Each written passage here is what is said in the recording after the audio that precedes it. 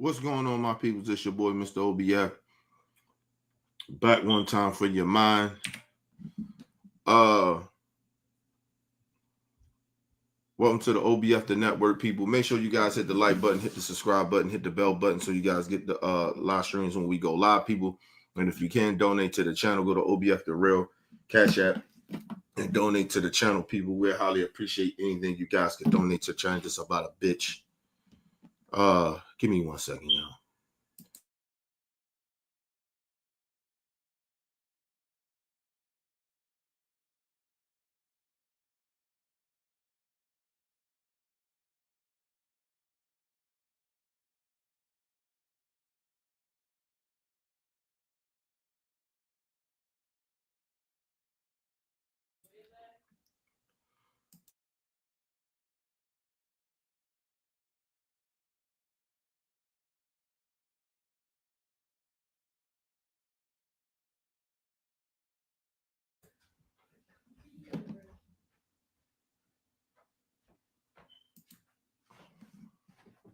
Thanks, Boot.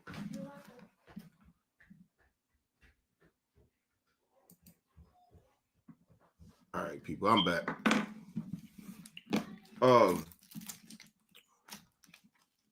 What I was saying? Oh, make sure you guys donate to the channel. Go to OBF the Real Cash App and donate to the channel. People, we highly appreciate anything you guys can donate to the channel. Yeah, people got a lot of things to talk about, man. Got Tim Bradley out here all of a sudden. This nigga, all of a sudden, he had an epiphany one day that all of a sudden he assumed that Tank Davis is a Hall of Famer. Listen, it is very, very, listen. If Tank stops right now, then yes, we have to go over Tank resume and compare his shit to other fighters that got into the Hall of Fame, which is somebody like Tim Bradley and yes, if we're gonna do that. But right now, Tank ain't retired. I'm not even talking about if Tank is a Hall of Famer or not. But of course, Tim Bradley, I don't know what the fuck he on. Tim Bradley I don't know if he like the troll Tank Davis supporters or whatever, fans of his. But nigga, I see right through your buck dancing ass. Okay? So I'm not falling for the okie dokie, but we gonna listen to his bullshit and we gonna break some shit down. Then we got it's some chick, I forgot her. Hopefully I'm saying this is the name right. Her name Ali Lexin, I think that's her name. I could be saying her name wrong. I'm sorry. I'm not good with names or pronouncing people's names that good sometimes. She had a real issue of watching the Martin show. Right now, I believe this young woman is like maybe in her 20s. So we can give her a pass, but we're going to get more into that. She really had a problem with the Martin show in a certain type of way, right? Somebody sent me this story and was like, Kenny, we need you to talk about this shit. Do she have a point, or is people over exaggerating, or is she tripping, right? But we'll get more into it. So we have that story coming up. I think we got Trump. He beefing with Russia. I'm not gonna talk about Trump too long like that, because I just think Trump is a fucking idiot. And like I said, nothing Trump does or his administration does shock me or whatever the fuck they do. So I rarely talk about Trump. Like, I really rarely do stories on him. I usually talk about his supporters or people supporting him. I don't give a fuck what Trump does. Trump gonna do what Trump gonna do. He is exercising his straight up immunity power and the power that he has as the president of the United States, and basically is running the fucking country into a hole. Like, he don't give a fuck. So I'm not gonna spend too much time on Trump. It's like a minute and 30 seconds or some shit like that. That I got a little story. He is some shit going on with him and them and us in Russia. Well, him in Russia, because I don't give a fuck. It ain't got nothing to do with me. But people like, oh, Kenny, you're an American citizen. I don't give a fuck. Some shit I'm not gonna talk about, and it ain't got nothing to do with me. I worry about black folks. Well, this is going to affect black folks. No, it don't. And I will break it down that it won't affect us. But anyway, and then I got the other story coming up. Motherfucking Ray J out. I know Ray J be capping and shit, but sometimes this capping shit go too far. And for me myself, I wouldn't even. Only way you interview like a Charleston White or Ray J or Whack 100 is that you're looking for views, right? Like you're trying to get views because you know they're gonna say some outlandish, crazy shit to where people gonna be like, "What the fuck?" Like, you get what I mean? To get people attention. That's the only reason you put either three of these buffoons on your platform. So, like I said, I'll actually blame Cam Newton for this, but we're going to have a conversation about fucking Ray J talking about he want to take showers with men. I'm like, nah, bro, come on, man. And then be like, why you asking me if I'm gay? Like, nigga.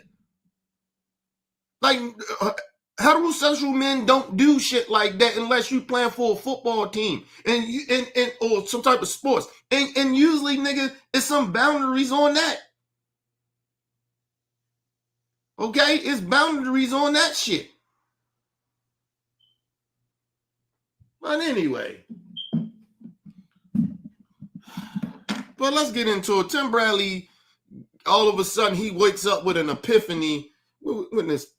I guess yesterday, he woke up with an epiphany of saying, oh, he was wrong that Tank was a Hall of Famer. I don't give a fuck what Tim Bradley believes that Tank is, but I just want to hear the stupidity that comes out. Not the stupidity, but all of a sudden, now you have an epiphany. Now you realize that you was wrong about Tank being a Hall of Famer. Duh. I told you Tank was, and just Tank resume, stop right now, is better than the whole Tim Bradley whole career. It's better than his resume, I tell you that shit. But anyway, let's move on. Let's get into it, people. Well, let me put the chat shit up. You got this new shit, man. I like this shit, dog. I like to see y'all shit live on the thing like that. About time they got some. Oh, damn. I got the wrong shit up. There you go. So when y'all put y'all shit in the chat, it be already on the screen and shit. I like that though. I know they used to did they have this shit before and I just ain't fucking use it? I don't know. It been, I still gotta do intros and shit, people. I'm still like, I'm so backed up with like shit I need to have been doing, but I've been taking care of personal shit and I just, man. Anyway, people, I'll be back. Plus I gotta redo my studio. Because I told y'all I had the fucking was it raccoons? I had the raccoon problem that, that we had in the house. They got in the fucking house somehow. So we had to get rid of that shit. So it fucked my basement up. So, and it fucked, my studio and shit. I had to wrap all my studio shit up. That's why I got some of my studio shit up here. That's why a lot of this shit in here look a little junky. Like, you know what I mean? Because some of this shit I got to pack up. And some of this shit is, my daughter was doing homeschool where I'm at. And so a lot of her shit got to get packed up because she gone back to school. She ain't, she ain't want to do homeschool no more. So, I at least let my daughter have some type of say. You know what I mean? I'm still her motherfucking parent, but you gotta let your kid kind of, express themselves and, sometimes make some type of a decisions that they want. You know what I mean? You can't just, because I'm very overprotective. So I here now let my daughter kind of, say what she wants. But any other time, I'm fuck that. I make decisions. But anyway, shout out to my brother, Brother Bell in the building. What up, bro, Bell? Chilling, bro.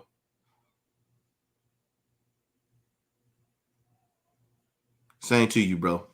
But let's get into this nigga, Tim Bradley, people. Hope everybody having a blessed Saturday, man. This probably be a pretty long show today because like I said, I still got shit to do. I'm washing clothes and shit at the same time. I don't think my wife don't feel too well. She's like kind of sick under the weather and shit. So nobody really kind of eating and shit. My daughter probably eat some chicken nuggets or some shit. So I probably fix that for her. I'm not really tripping off of food and shit. I've been in the fucking bathroom all night my stomach was like a little upset and shit. Something I ate a while ago. I don't know, because I don't go to the bathroom like that. Like it's very rare I go to, drop that too. You know what I mean? I actually gotta eat certain shit to make me go to the bathroom, bro. So my stomach ain't been like all that. So, but anyway, but yeah, I gotta do shit like that. Plus, I gotta get a haircut. So this probably be a pretty long show, people. Hopefully y'all ride this out with me. What is it, around 11, almost 12 o'clock? We're gonna try to do something where around 2, 3 o'clock, maybe. Hopefully y'all ride with me. You know what I mean? But let's get into it, people. Tim Desert Storm Bradley, you already know who it is, Boxing Hall of Famer, back with some more Car Chronicles. Look, man, I don't know what the hell. And let me say this too. People might be thinking I'm being petty. Listen, I don't know how. Listen, if Tim Bradley would have never fought Manny Pacquiao, nobody would have gave a fuck about Tim Bradley, man. I'm being very, very honest about that.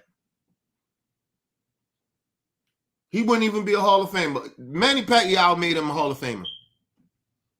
By them even robbing, they robbed motherfucking Manny Pacquiao too. Manny Pacquiao fucked Tim Bradley up. I don't fuck nobody say. Both times.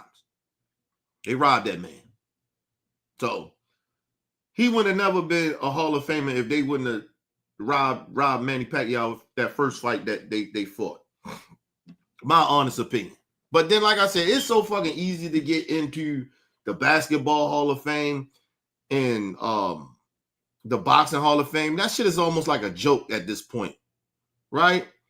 It's very hard to get in the NFL Hall of Fame. That's the only thing I like about the NFL Hall of Fame. They don't play about that shit. Motherfucker, you listen, it'd be a long time for you getting that motherfucker. You can have the numbers, but them, them championships, you ain't got no chips. Sometimes it's hard to get in there. You have to be a bad motherfucker without some chips to get in the Hall of Fame. I'm just being honest. That's one thing I like about the NFL Hall of Fame. They don't just let any and everybody in there. Fuck out of here. I don't like how the NBA be letting people get in there. I think even the Baseball Hall of Fame, they don't play that shit either. Baseball and football, they don't play that shit. The bullshit. Bullshit. You had a couple of seasons you was like that, and you all of a sudden you get in the Hall of Fame. Nah, fuck that. No. Overall, let's look at this shit. He ain't the first ballot. No, not a second ballot. Not a third ballot. I don't know about the fourth ballot. Like, seriously. Man, they don't play that shit. Shout out to the NFL Football Hall of Fame, not the NFL. But the NFL Hall of Fame and the Baseball Hall of Fame. Shout out to them, man. They don't play that shit, man. This is some still integrity about about sports. But anyway, Tim Bradley don't even deserve to be in a fucking Hall of Fame. Let's move on. The motherfucker only been retired for what, a couple of years? Fuck out of here. Tim Bradley should have not gotten to the Hall of Fame. At least if we're gonna put him in, nigga, it can't be nobody else y'all can put in right now. You know what I mean? Fuck out of here. How the fuck he get in there before Andre Ward and shit? Like, get the fuck out of here. Tim Bradley, come on, man. Please stop. Let's move on. To me, man, I woke up this morning tripping, man. Tripping. I don't know, man. Tank was on my mind, man. Ain't that something? Of all people, Tank was on my mind. Tank is always on your mind, nigga. Listen, see, that's why I be like, this nigga, he's one of them annoying niggas that you might want to smack the shit out of if he's in your presence, because he got like this phony energy with him. Like, it's almost like he be just, like, I ain't gonna say he don't believe in some of the shit he be saying, but it's like it comes off as phony. It don't come off as genuine. He be too extra when like he be too extra with like shit, and so it almost seems like it's fake, right? Nigga, Tank is always on your mind, nigga. Tank ain't gotta be doing nothing, and you somehow Somebody asks you a question about Tank, you gotta drag his name every time. I want to see Tank do that. You can see, it's okay. You want to see Tank do certain shit, but don't drag his name. Like he don't want to fight these dudes. These dudes, I want to make this very, very clear. I got in Tank ass last couple of shows. Let me explain something to you. Tank, if Tank want to hang it up, he can hang it up. I ain't mad at him. Right? I just don't like that whatever the fuck personally he got going on, handle that shit. But don't be talking about you gonna fight niggas and you got niggas waiting around on you. Because you do have an opponent right now, which is Lamont Roach. So you do have an opponent. All these other niggas outside of Lamont Roach, I don't give a fuck about Shakur, Keyshawn, Tiafimo. I don't give a fuck about none of them niggas. None of them niggas want to fight anyway. They are getting cherry picks right now. Bill Haney has ran his mouth so much. He most likely ran his son. He ran his mouth so much to run his. He ran his mouth so much to run his son into getting another ass whooping. It's a very possibility that Brian Norman Jr. beat the dog shit out of Devin Haney. And that's what happened when you run your fucking mouth too much. And now they didn't want to fight Brian Norman Jr. They wanted another cherry pick. Okay? Be honest. Now, who else I said? Teofimo Lopez. Teofimo Lopez don't want to fight nobody, man. Teofimo keep lying to everybody, talking about he got all these, he want to fight all these people. Nobody want to pay him. Teofimo Lopez, when you were supposed to fight Devin Haney, you was gonna get paid more than you've been getting paid. You said you ain't never make $1 million since you've been with Top Rank. I know damn well Devin Haney and them offered you over $1 million to fight. Because it's a big fight. So you lying. You didn't want to fight. Okay? Even if you try to fight Shakur, you're going to get over $1 million. Turkey and them going to give you $1 million.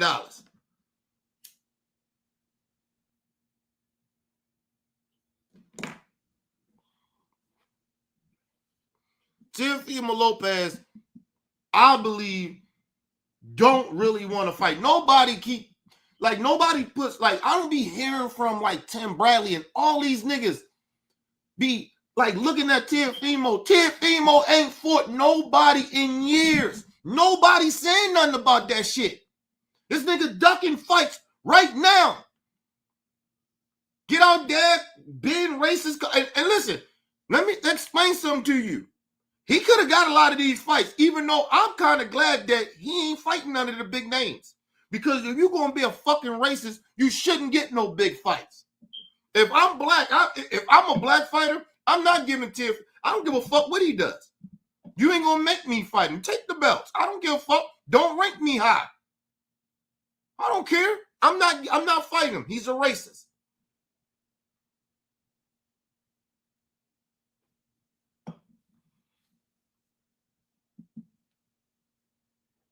The only reason he even getting shunned now by not getting no fights from Turkey, because he disrespected Turkey peoples. But when he was disrespecting black folks, you ain't give a fuck about that, Turkey.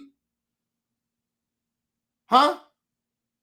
That's why we don't fuck with you like that. That's why we call you a culture vulture.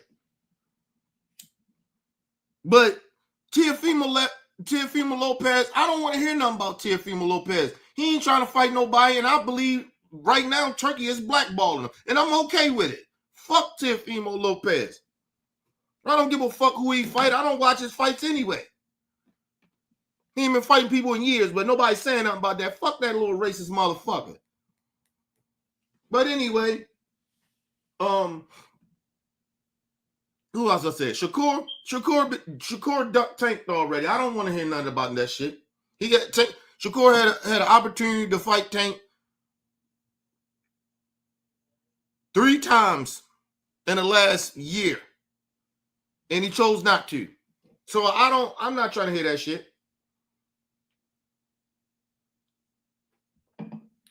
I ain't trying to hear that.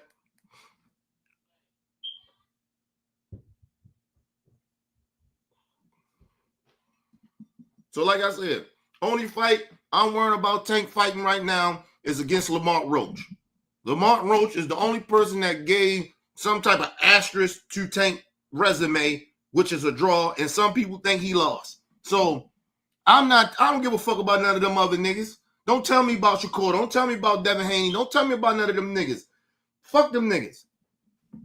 Until Tank can handle his business with Lamont Roach, I don't give a fuck about none of them other niggas. But anyway, let's move on. Of course, you're going to get motherfuckers going to say this and say that about Tank. I don't give a fuck. You niggas keep bringing you trying to big up your fighter more than anything and try to diminish his career or diminish what he accomplished because your fighter can't do it. Tank is doing everything that motherfuckers say that Tank is. He did it without your fighting your fighter. How about that? Your fighter hasn't did it. Your fighter, they don't even consider your fighters the face of nothing. And I don't give a fuck about them rankings. I don't give a fuck about them belts. I'm talking about putting them asses in the seats. Who they come to see? Who the people want to come and see? Tank. And they all grab it, all they fans is, a lot of it is the black fans. The thing about Tank, he got them famous black people though. He got a lot of them famous black folks. Motherfuckers that your fighter can't bring out. So that's a difference. Nigga, put it this way. Until Madonna show up to your fighter's fight, shut the fuck up. Shut the fuck up. Shut up about Tank. I don't want to hear nothing. Madonna showed up to his shit. And motherfuckers, come on, man. Fuck out of here. Let's move on. So I didn't sit back and I've looked at his resume, man. And I got some interesting facts for y'all, man. If you look at his resume, this man didn't beat 8 undefeated fighters. Tell him, come on, bro. Are you trolling us, yo? Listen, as a Tank fan, nigga, I already knew this. Are you talking to people that fuck with you? Because us Tank fans, we've been knowing this already. We've been told y'all this. You still said, and then all of a sudden you wake up yesterday and have an epiphany. And now the stats we already told you, you should know as a boxing analyst now, as a so-called Hall of Famer with an asterisk on that bitch. I don't give a fuck what Tim Bradley talking about. Now you want to agree with us? We've been told you this. So who, you're not talking to us. I guess you, I'm sorry. You talking to the Tank haters. You and the Tank haters. Y'all trying to convince yourselves. Because we already been doing this. But anyway, let him finish. 8 undefeated fighters, man. Okay? Oh. Tim, I already know what y'all gonna say. Tim, you know, those fighters aren't nothing. Those fighters, oh really? Those fighters are nothing? Pedraza, 3-division world champion. That dude ain't nothing? 3-division world champion. Undefeated. Tank beat him. Knocked him out. But Lomachenko get credit when he fight him.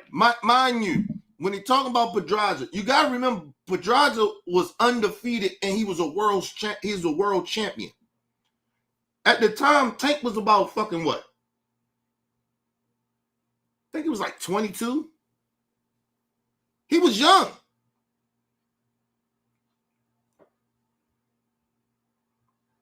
He was young. And then, mind you, yo, he didn't just beat Pedraza. He beat the fuck out of him. And let me give Pedraza his props too, because Pedraza at his time, he wasn't no slouch. Like, he wasn't no slouch at all. Like, he was fucking motherfuckers up. He was like that. He went rounds with Tank was hitting him with some shit. And he was just, woo! You hear him, woo! Knock that shit off. Tank was hitting him. Tank, pop, hit him. I watched that fight. He pop, hitting Tank. Hitting Tank back with some shit. And Tank was like doing that shit. He was blocking some of it. Some of it he was getting caught with his boxing. Yo, they was throwing some shit. He was standing there going toe-to-toe with Tank. But like I said, it's too much of that punishment. Because Tank was one of the motherfuckers, like when he was young, he was like that. Like he would sit there and brawl with your ass for rounds. And it took like, I think it was like the 7th, 8th round or some shit. And it was just, Tank was just fucking him up too much. All that motherfucking, going back and forwards like that. And Pedraza couldn't take that shit out of the wire. Yo, that shit was crazy. But my thing is, he not wrong about this. But mind you, we was telling Tim this. Right? So now, Tim, you must be talking to the motherfuckers that hate Tank. Right? Because we've been telling you this. We said the same shit about Lomachenko.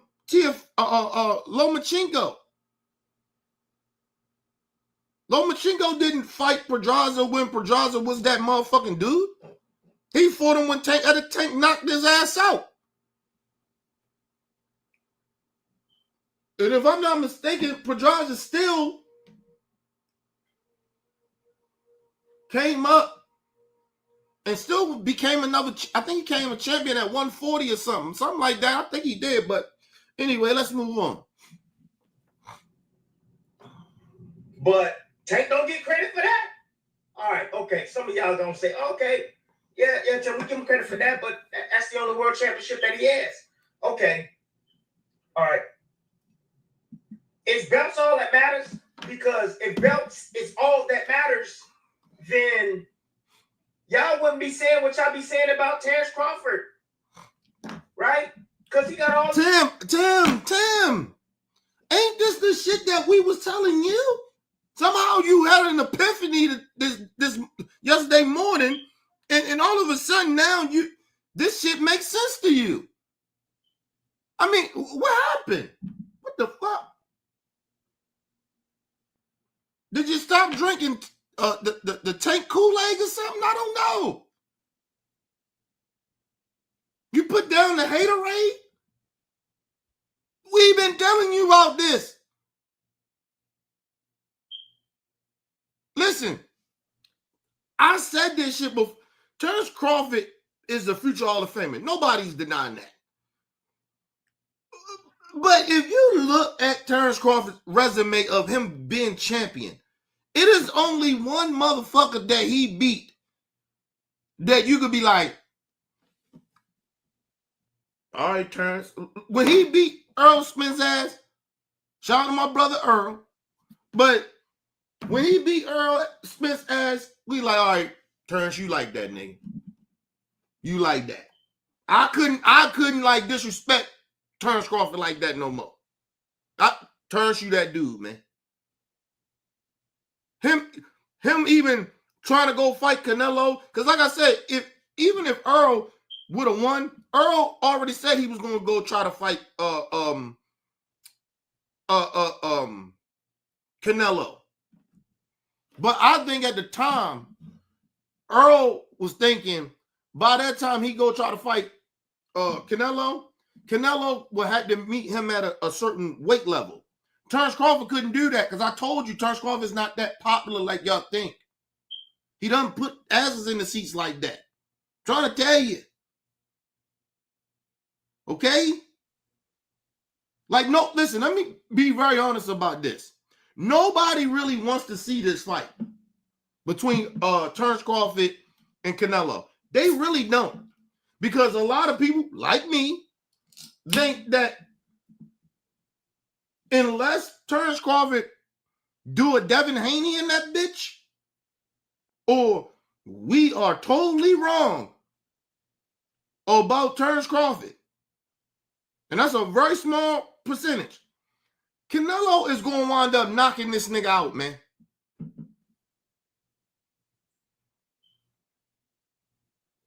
He's not fighting Terence Crawford at a catch weight.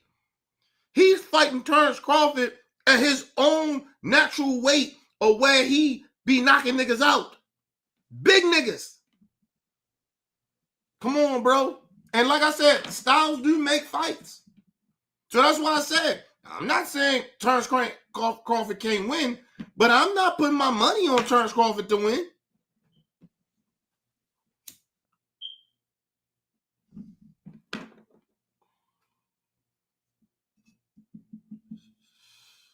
See, the one thing about, and I say this about Canelo, motherfuckers say what they want about Canelo. One thing about Canelo,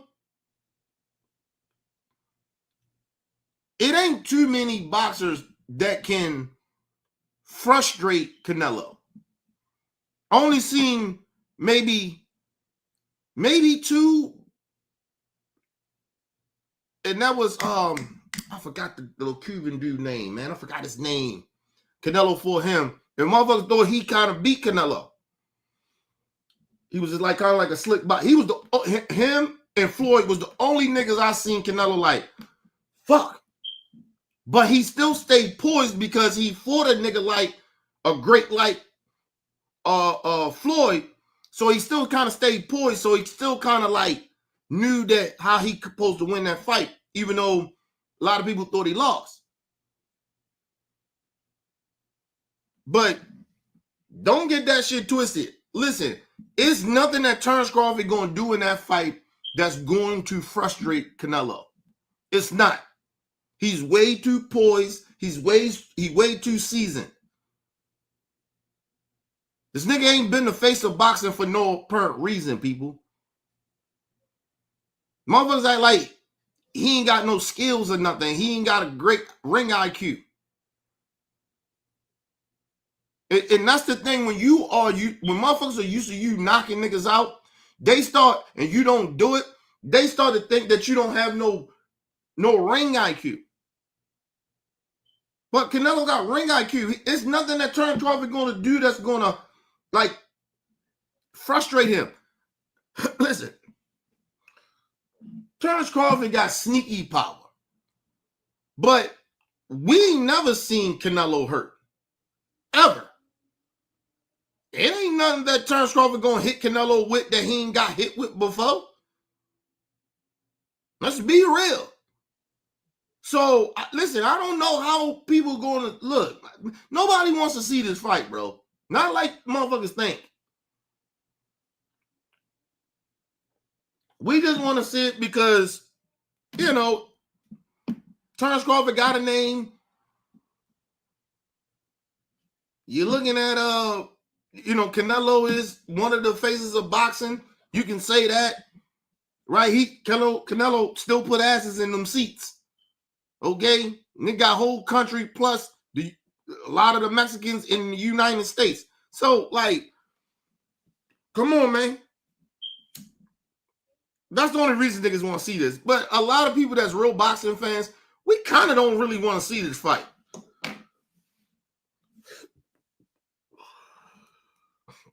Because we seen Terence Crawford in his last fight where that Russian, I think he was Russian, that Russian boy was hitting him with some shit. And imagine that's Canelo hitting him with some shit, catching him with some shit like that. Come on, man. Let's be real.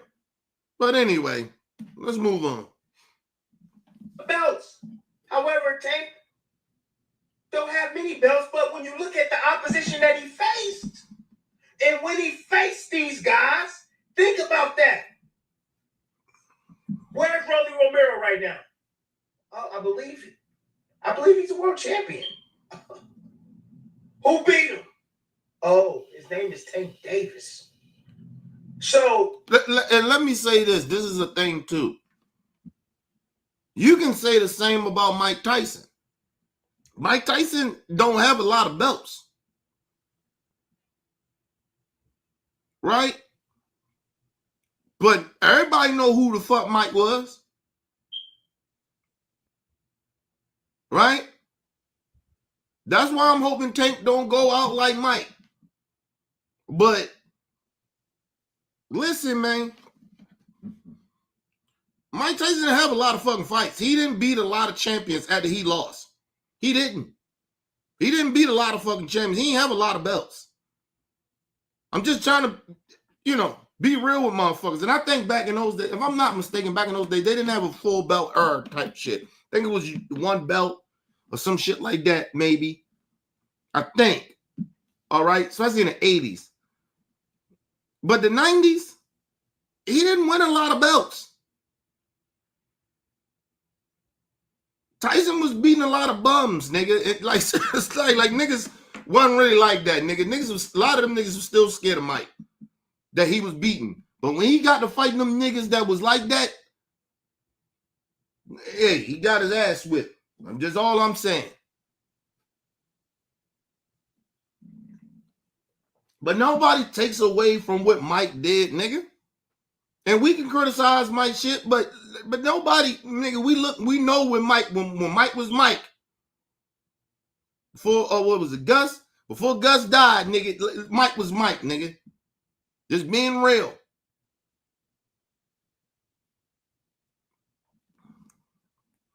Like, you see a lot of the mistakes that Mike, like in Tank now, you see a lot of the shit that Tank does. It reminds you of Mike. Like, yo, what are you doing? You got coaches, you got people that it's like Tank is surrounding himself with stupid shit. And like, nigga, you should learn from Mike Tyson, nigga. They say you the smaller version of Mike. Your demeanor is like his. Like, yo, learn from Mike, nigga. Do not surround yourself with stupid shit. And people that put you in situations to fuck up your career. And you got coaches.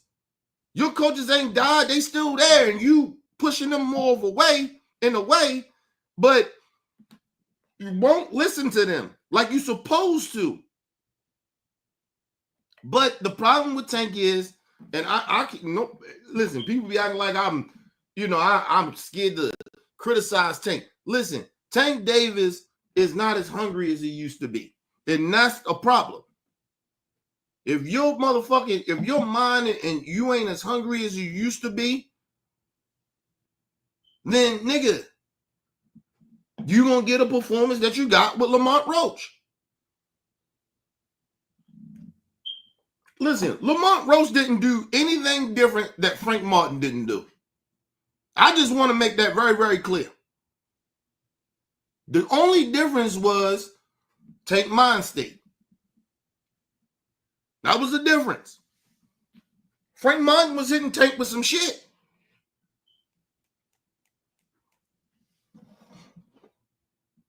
That's real talk.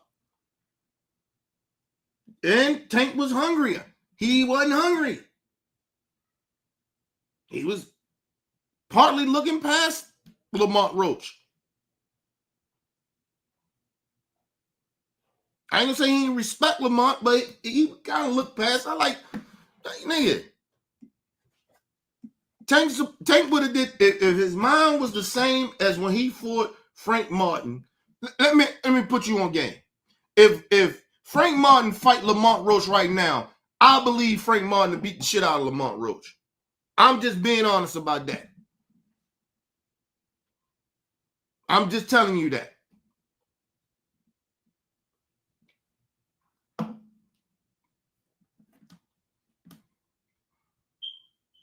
Lamont Roach, I like Lamont, but and I think he a dog, but he ain't. Listen, if Lamont Roach fight Frank Martin, before Tank knocked his ass out. Listen, I'm putting my money on Frank.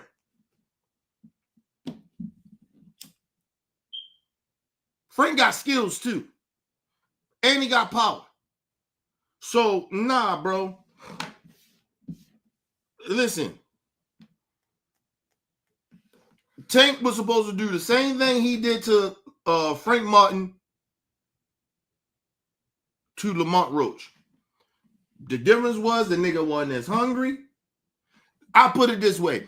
If you switch the times, you put Frank Martin in that same situation that Lamont Roach was in, a fighting Tank, right? Frank Martin would have probably got a draw too. Or people would have thought he won. I guarantee you. There ain't no different in fighters like that. Like, the only difference is I believe that Frank Martin got just a little bit more boxing skills. That's it. That's it. Just a little bit. It ain't that much from Lamont Roach. But, and you put Lamont Roach when Frank Martin fought Tank would have knocked his ass out. I'm just telling you.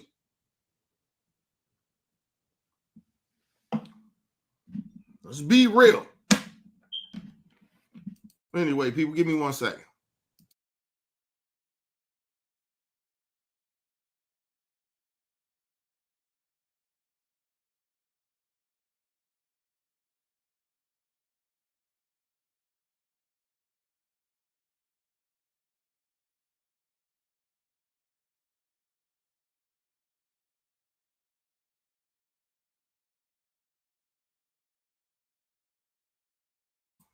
All right, people, I'm back.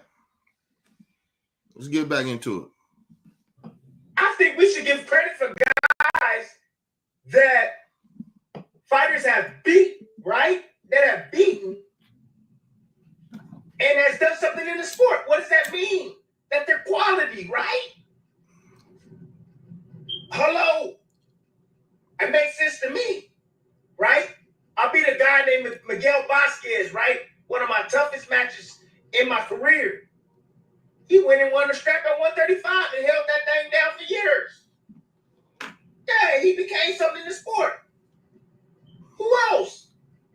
Let me say this. The toughest fight I seen Tank fight, it wasn't even a Lamont Roach fight.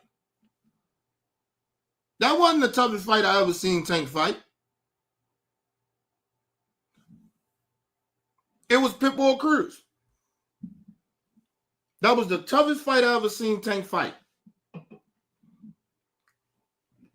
The crazy shit about it, I wish Tank would have most likely broke his, I guess he broke his hand.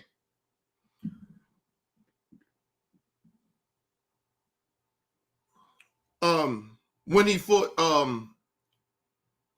Pitbull. When he fought Lamont Roach. Because that would have made his ass box. Because Lamont Roach can't outbox Tank.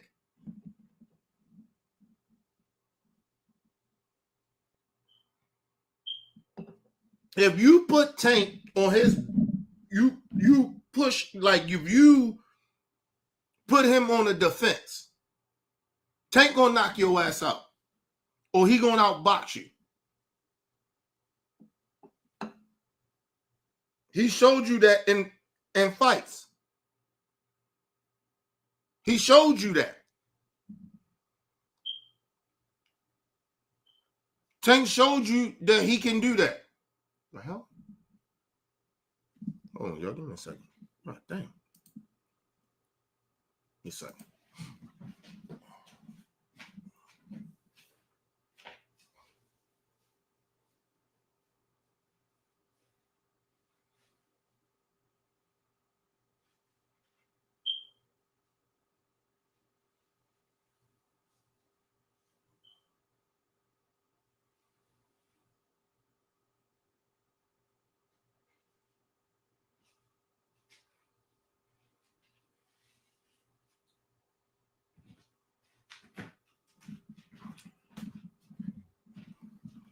All right, I'm back, people.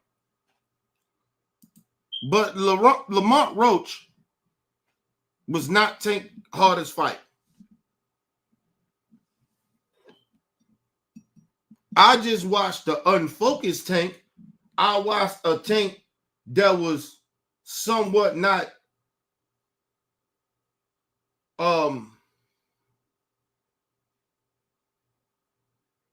I watched the arrogant Tank.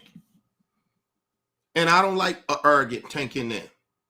I want Tank to, of course, be comfortable that he can do what he do, but I don't like an arrogant Tank in the ring. And that was one thing I have never seen before when Tank fought people. Because people was like, oh, Tank was showboating. That comes with the sport. That's when you know a nigga can't really fuck with you like that. But Tank was doing shit in that fight. I was like, yo, what the fuck you doing, bro?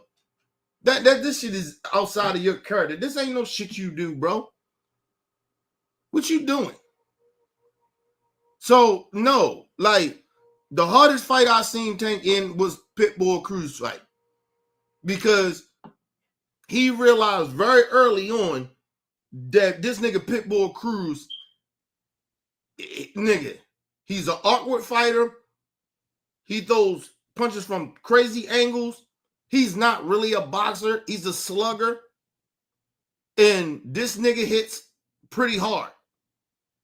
Right? He hits hard the way he can hurt you. Right? And he's littler than you. And Tank usually fighting niggas that's bigger than him. Right? So it was already a matchup that was wrong. And then he broke his hand in it. So it put him on even more on defense. Because he was on defense early, but he was even more on defense. Once we fucked his hand up. So, no, I done seen Tank. It wasn't Lamont Roach. It was actually fucking Pitbull Cruz. And everybody says that. Let's move on. Man. Oh, his name is Mario Barrios. Yeah. Forget the belt from now. Forget that. Barrios right now is a legitimate 147 pounder. Just fought Manny Pacquiao, got in trouble with Manny Pacquiao. Who beat him? Oh, let me guess. I think his name is Tank Damn Davis. My gosh. Who just fought? Who did Tank just fight just recently? And let me be very, very clear about this. I don't think Devin Haney could beat Mario Barrios. My honest opinion. I don't believe Teofimo Lopez can beat Mario Barrios. I don't believe Shakur can beat Mario Barrios. Even at 140, when he was at 140, I don't believe they could have beat him. Even now, I still don't think Devin Haney could beat him. Definitely now, I don't think Shakur could beat him. And let me just say this. Only person I think that probably could have beat him was probably Lomachenko.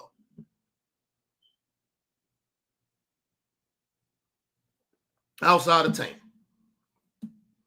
You got to remember, Tank, his real, like his boxing weight, this nigga is a 135er, man. And he's a small nigga. Like, this nigga is like, he's the height of my daughter, bro. My daughter's like, what, 4? No, my daughter right now, she like almost 5 foot. So he's like a couple of inches taller than her. Like, let's be real. My daughter is down there 5 foot. And she only 9. And listen, my daughter right now weigh with Tank weight.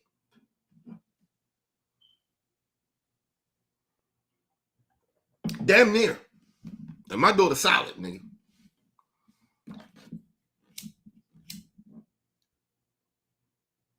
She got that strength of like when you don't know you got that strength, right? You don't know you that strong. Like my father-in-law, when he used to give me 5, shake my hand and shit, like this nigga be grabbed me and shit. Whoa, what the fuck, man? You got to be that strong. But that just is his thing of he don't even know his own strength. My wife is like that. They got like crazy strength that they don't even know they that damn strong. And my daughter has that. I got that inner strength and shit. That shit that you probably don't even know I'm that strong. Right? But you can look at them and be like, yo, they probably strong, but they don't know they even stronger than what they look like. You get what I mean? Like that's some different type of fucking strength. Like honestly. Like you ever hear like it's a difference, like you got people got grown people strength or grown man strength. That's kind of what my father-in-law, my wife, and my daughter have. They have like that this crazy weird strength. Like they don't even know that they that damn strong. They know they strong, but they don't know they that fucking strong.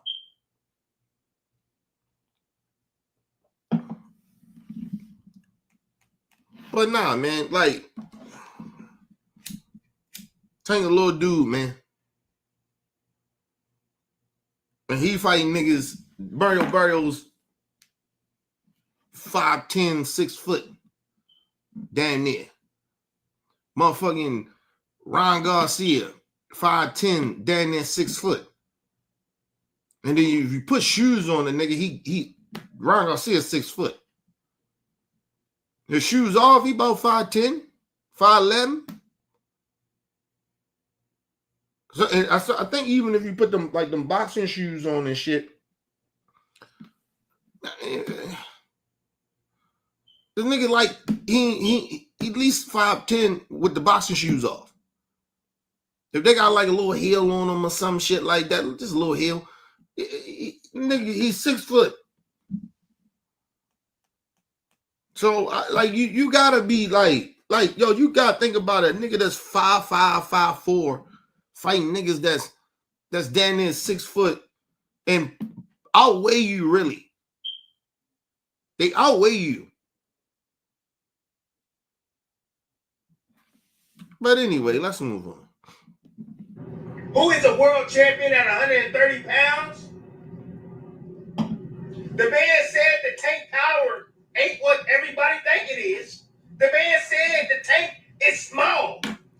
His name now, mind you, it is only, listen, everybody says that. Like, I think Mario Barrios said that. Mario Barrios was one of those guys that kind of first said it.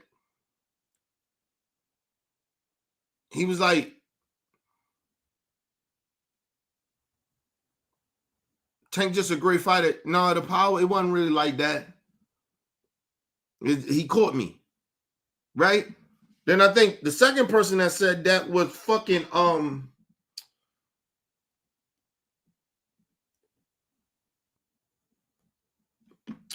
the other Cruz, not Pitbull Cruz, the other Cruz that he fought at 130.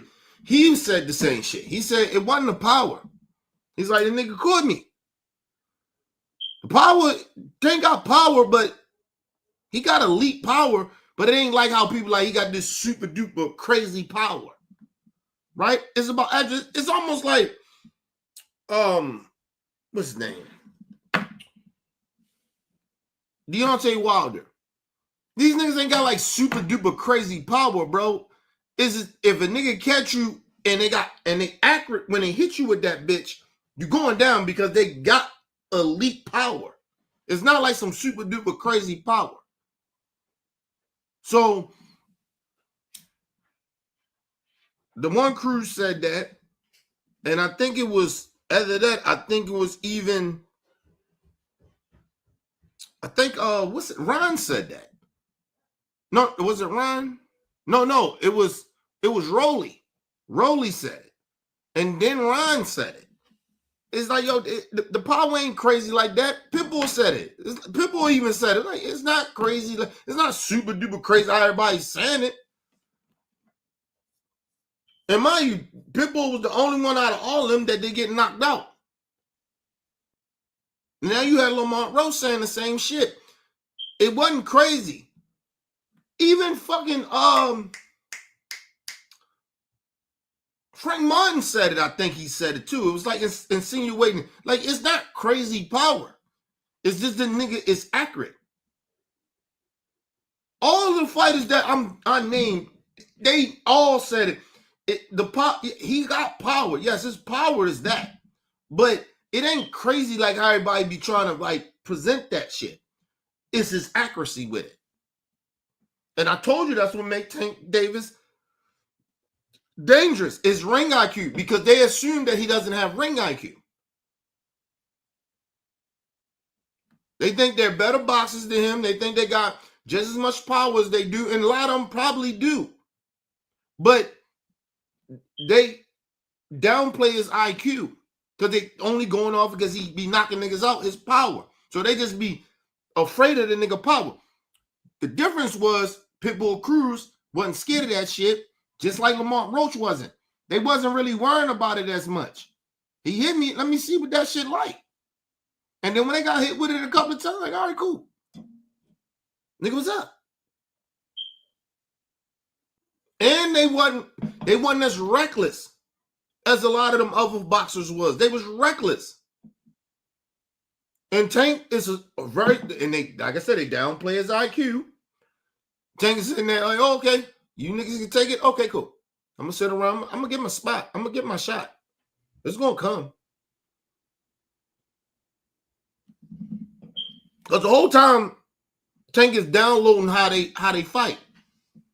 That's what he got in common with Floyd. He downloads shit. This last shit with Lamont Roach, he didn't do that. He would have knocked Pitbull out. I told y'all that. I watched that fight a couple of times. He would have knocked Pitbull out. If he didn't break his hand,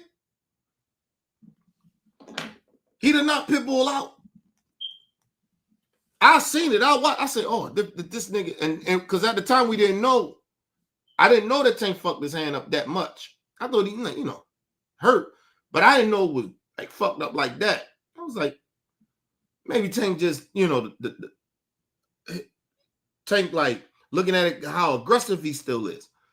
But it was because, and then I look back and I go watch it again. I was like, oh, I can see why Tank ain't get him there, because he was Pitbull. He was telling you, he did not Pitbull out. And the same thing would have happened to fucking Lamont Roach.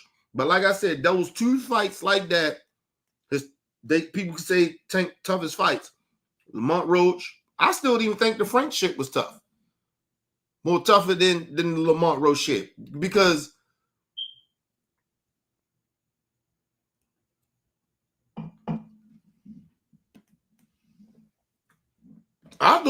listen, it could have went down if Tank did knock Frank out. That probably could have been a draw at the end of the if he'd have lasted the whole fight. That could have been a draw. People could probably have said, hey, Frank could have won that bitch. So, like I said, listen. He probably would have knocked Lamont Roach ass out. But it's just Tank wasn't focused, bro. That shit was crazy. I'm like, yo, I'm not trying to take nothing away from Lamont Roach. Lamont Roach did what he's supposed to do. Everything that Lamont Roach did, I told y'all this nigga is capable of doing. It was a lot of the time, like even when it came to Floyd, it wasn't what these niggas can do. It was about what Floyd do. If Floyd on his game and Floyd doing what Floyd do, come on, man. You're not fucking with Floyd. And it's the same thing with Tank. It's up to Tank. It's what Tank does. It's not what these niggas do. So I just be trying to get niggas to understand that. But anyway, let's move on. Roach, right? Yeah. He's a champion at 130. Now, I understand the circumstances. It's a draw. But I'm just saying, he got in the ring with that man. Right? Yeah. Who else? Ryan Garcia. Now, and let me say this too. And I guarantee you, this is what's going to happen if this happens. When Lamont Roach and Tank fight, and let's say Tank knock his ass out, or Tank beat him in another tough fight, but he does enough to win.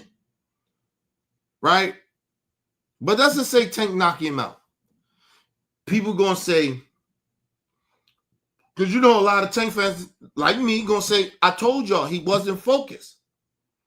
And you see that when he focused, this is what happened. We gonna say that.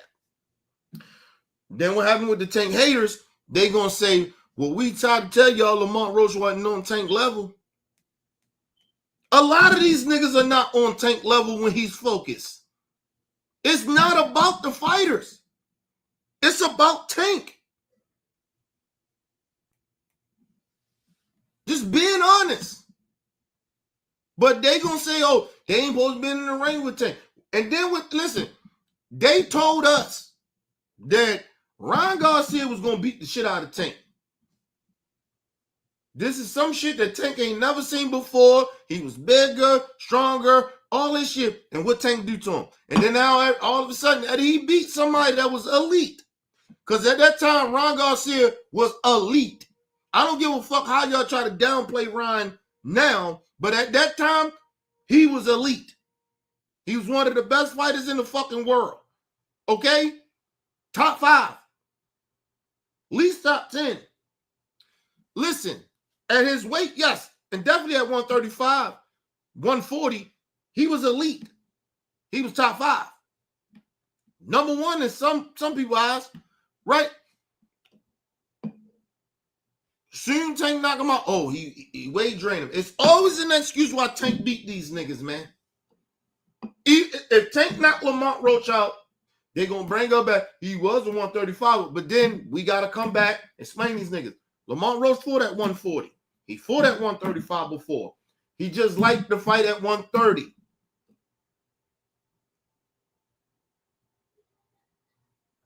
And let me explain something to y'all once again, too, what nobody talks about. You know why Lamont Roach was not fighting at 135? Because of Tank. Nobody ain't going to bring that up. See, I know the real story. Lamont Roach was never going to fight Tank Davis. He was never. The only reason he got that opportunity because nobody wanted to fight Tank. Remember that. Lamont Roach was never going to get a Tank fight. Ever. He wasn't even ranked at 135 like that. He was a champion at 130. And would help Lamont Roach that Tank beat a nigga that he already beat.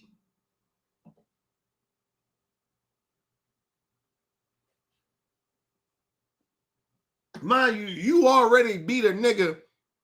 The way Lamont Roach beat the shit out of motherfucker Hector Garcia, like Tank already damaged that nigga. That nigga's gun shy too. I keep telling you about these boxers, man. That nigga hit you so hard, yo, you go blind. Like you go blind for a minute. Hey, come on, man. And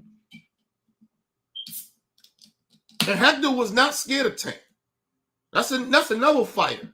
He was not scared of Tank. Go look at the fight. He was not scared of Tank, nigga. Now, understand this too. Excuse me, like I said once before, Lamont Roach was not going to get a Tank fight. Lamont Roach only got that fight because nobody wanted to fight Tank.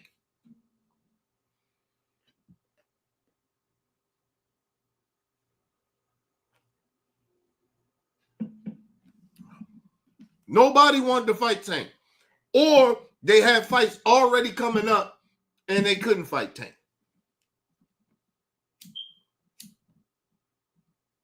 That was the only reason. Lamont Roach only got that fight. That's why I don't know why Lamont Roach is running around here and acting like you like. Listen, no, I told you Lamont Roach is like that. I'm not saying he's some type of bum or some shit. But nigga, you wouldn't even have got that fight. You wouldn't even have moved up to fight Tank. You was never going to move up to fight anybody at 135 unless they was somebody that gave you the opportunity like a Tank. Even a Shakur. Shakur was not even thinking about no fucking Lamont Roach. Nobody was. Let's just be real about this shit. Tank put this nigga. That's why I be saying I don't know why they disrespect Tank the way they even, especially Lamont Roach. Like, nigga, nobody even knew who the fuck you really was outside of real boxing fans. Nobody knew who you was, bro. Tank gave you an opportunity. All right, you felt like you won. I get that. You say, like, what he should have did was like, yeah, I thought I beat him. But you know what? Fine. We got the draw. Nigga, we going to run it back, right? We good? Let's run it back. Just be real. Yeah, look, I appreciate Tank giving me the opportunity to show up my skills, you know, but I believe I won. But, you know, the draw of what it is, we're going to run it back and we're going to see. Like, but this nigga going around acting like he that guy. Like, nah, bro, you wouldn't even have got the opportunity. If some of them niggas like the Shakurs of the world, the Lomachinkos of the world, okay, would have took the fight. But they didn't. That's the only reason you was like the fourth or fifth. Like nobody was the Tank was. Yeah, come on, man. Come on, man.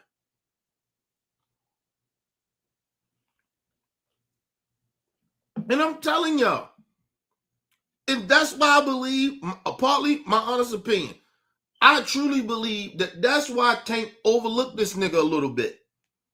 Because it wasn't nobody like, you know, because I know, like I said, I know people in Tank shit. Like, listen, man, this nigga wasn't even on a list. He wasn't even a top 5 list.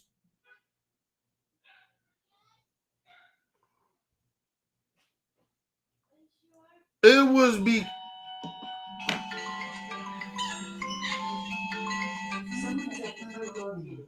my brother-in-law probably get ready to come pick my niece up.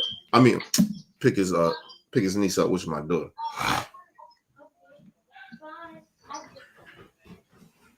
Hold on, y'all. Give me a second. Okay. Bye, boo. Bye, Daddy.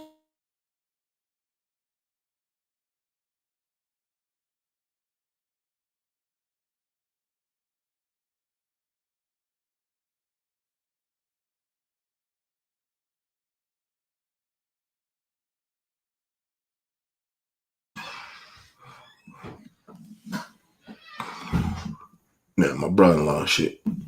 He came down here and got my daughter and shit. They going up my mother-in-law house.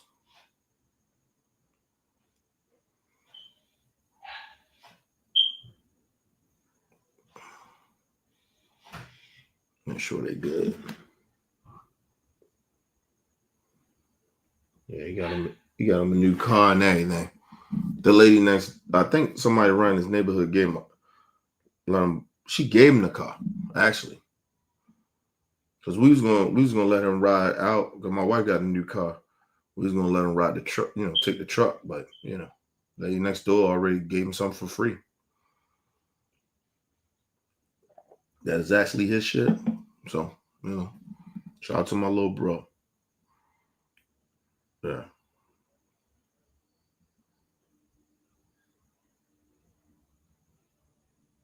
But anyway, people, I'm sorry. What I was saying?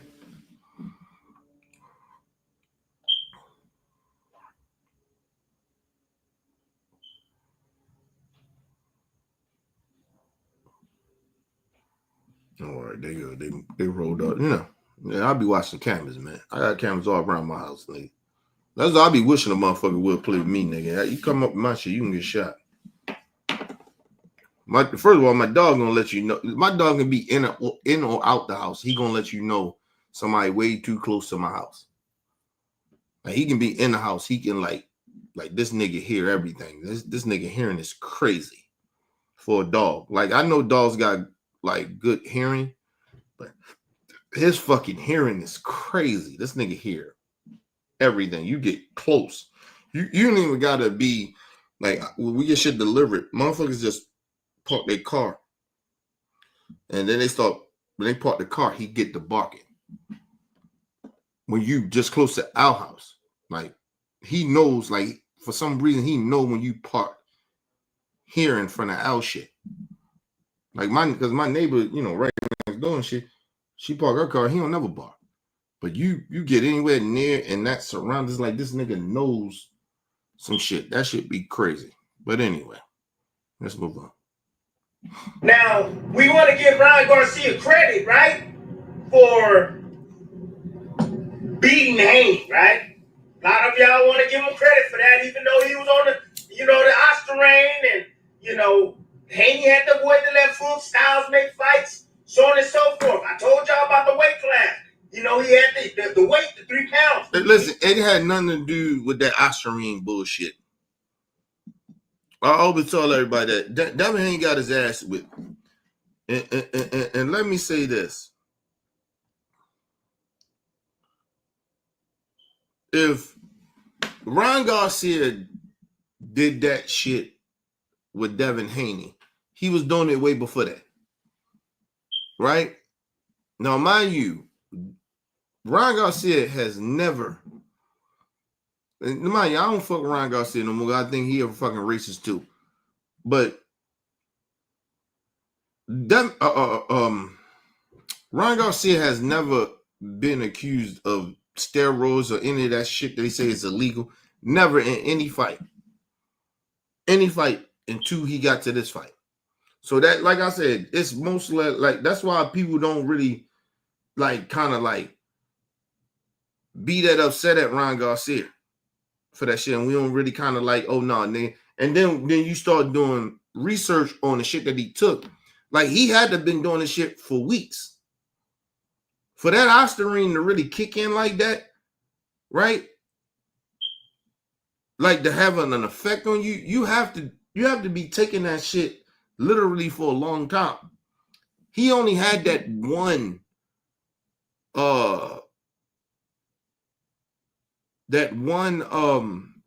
bad result, and I think that was like after the fight or some shit like that, if I'm not mistaken, or right before I think it was right before it. But you still need like at least a couple of weeks for that shit to really like having a real good effect on you. I researched the shit. That's why I said that shit. Like I get it, I understand it. He got caught. I get that, but it didn't have an effect of what he did to Devin Haney.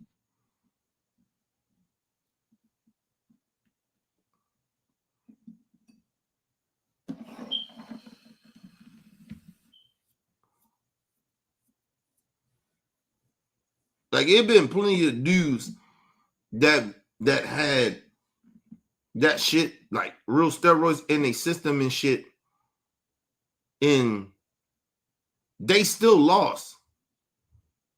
Like so, like I said, it depends on some of them steroid shits. Like yo, I'm just trying to tell y'all, man. Just trying to tell y'all. He had the advantage going in, but we don't want to give credit to Tank for making Ryan Garcia come down in weight.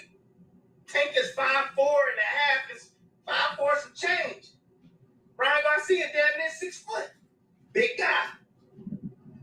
But we don't want to give him credit for that. And who just beat him? A guy that Tank smashed. Rolly Romero. Damn, this is interesting. Right now, 3 fighters. Actually, Tim Bradley is actually not. Because as a Tank fan, as a supporter, listen. It's deeper than that for me. Everybody know that he's from the city. So I gotta like support my brother. Right? But he from the city. So I gotta like support him. But if he was some type of like bum and shit like that, I wouldn't support him. Nigga, if I thought he was a joke or something like that, like representing the city, nigga, I wouldn't support Tank. I just wouldn't. I'm just telling you, being real about it.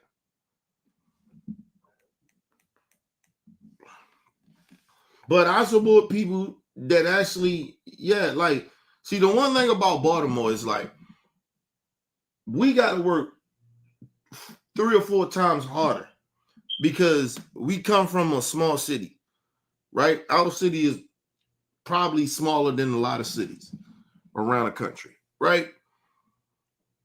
We least top 5 one of the smallest cities in the United States.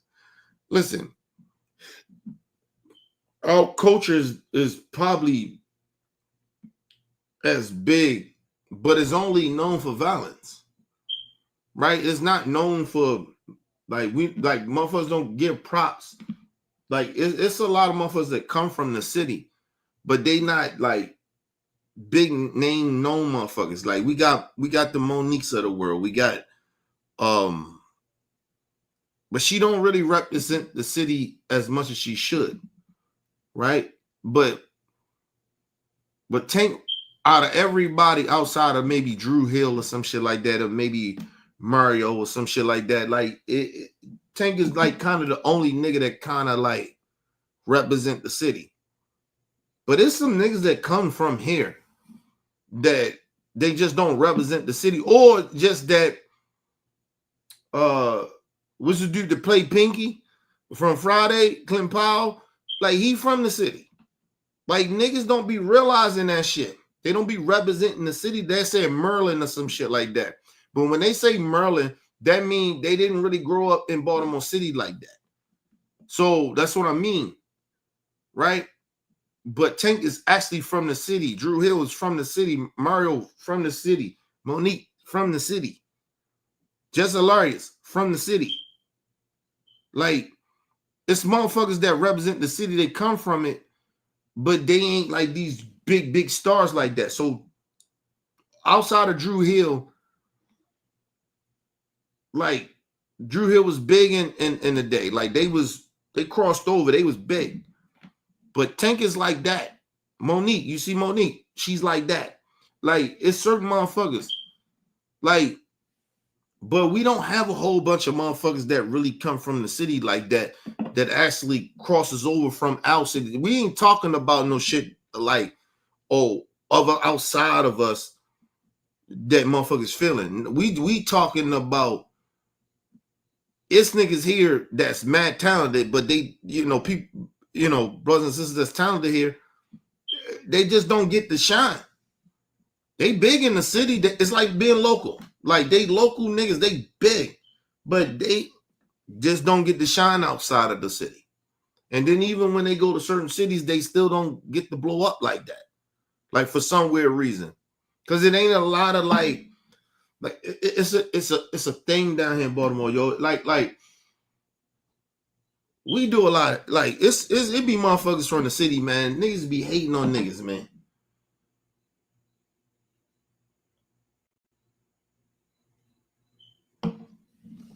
Niggas be hating on the city, man. Even niggas in the city be hating on niggas in the city. Like, yo, like nigga, let a nigga get the shine.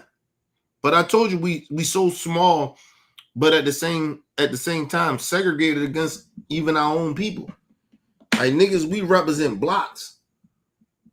And it's very, very hard for like, if your block ain't fucking with that block, but that nigga shining, you don't like that nigga. Like, it's like that in the city. It's so fucking small. So, like, a lot of niggas can't blow up like that. Like, they don't get the whole full support of Baltimore like they supposed to. Right? And that's why I be like when we got Tank, nigga, we like, nah, nigga, we not doing that this time around. Nigga, we got to represent the city. We got to represent this nigga that's doing this shit for the city. And that's me. I'm not doing that shit. But like I said, we still have that same type of energy here. It's just, it's in the air. It's in the fucking air in Baltimore like that. Like, niggas still do that shit. Like, yo, get the fuck over you. Niggas, come on, man. We gotta stop that shit from Baltimore, yo. I don't like that shit that we do. Like, believe it or not, if you really want to be, that's why Tank don't live here. Listen, Tank get more hate from his own city did he get outside of his city? Or where he actually genuinely from? People like, well, that happened. No, nigga, it is a different level of hate here in B-Sit and B-More. It's a different level of hate here. Like, it's so fucking small, and there's a lot of fucking struggle going around here. So it'd be a lot of jealousy and envy and shit. Nobody want to talk about that shit from Baltimore, but I do. I don't give a fuck. Niggas be hating, man. Like, nigga, like let's be. But a lot of it come because, like I said, we block the blocks, or you from a certain area in the city. Like, you got East Baltimore niggas won't even rock with West Baltimore niggas that shining. Like, it be shit like that. It ain't just a block to block shit. It be just be like it's a coast. Like nigga, you would think that West Baltimore like is some shit that's like a whole nother state. Or you would think niggas from West Baltimore don't like, well, East Baltimore like a whole nother state. That's how niggas are down here. That's how a lot of black folks are down here. Listen, I grew up around this shit all my life, bro. I'm telling you, it's not like y'all think, man. Like, Tank get a lot more hate down here. That's why when this nigga was buying up blocks and shit, he bought the block, niggas burnt the shit down. Why? Tank ain't like no street nigga. He know a lot of street niggas. He grew up in the streets, but he's not a street nigga. Tank ain't you never hear nobody talk about, oh, Tank used to sell dope. Or he's one of these real street niggas. No, Tank was just a street nigga that grew up around street shit. He had to fight a lot. Listen, it's a lot of niggas like that in Baltimore.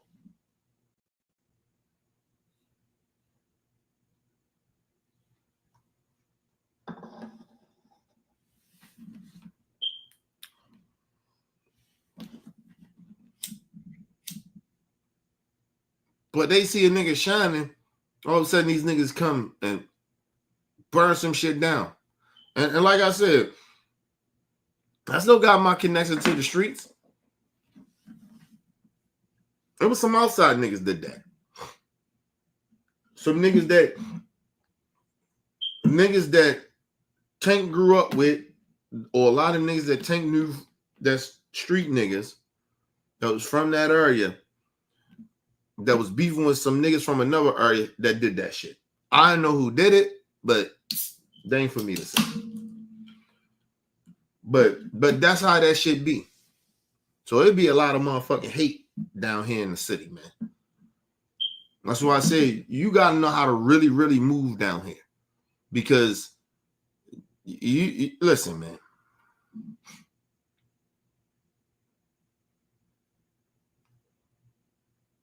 The one thing about Baltimore niggas, you can't move down here if you got some money. Right? You better move with security, or you better be connected somehow in the streets.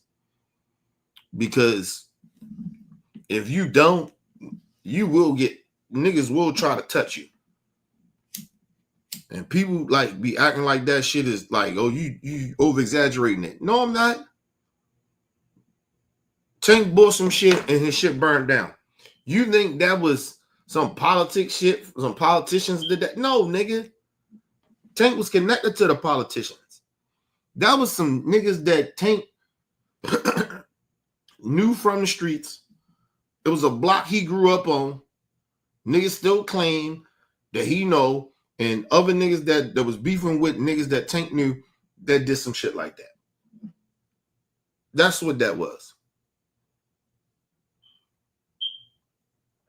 It was stories going around. Oh, there was some crackheads that didn't know, nigga. No, crackheads don't burn down shit like that, bro.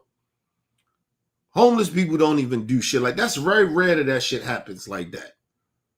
No, that was some niggas hating.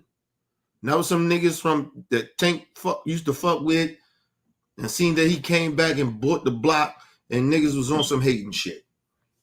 Because the niggas that he hung around with or he still hang around with that's connected to street niggas. That's all that came from.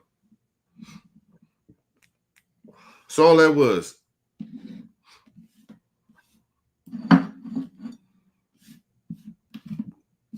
You was hearing shit in the street. Was like, oh, there's probably some niggas that Tank ain't taking care no more. Nigga, first of all, Tank ain't a street nigga.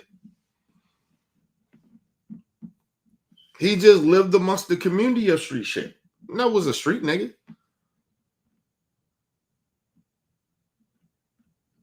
Like, it's a difference.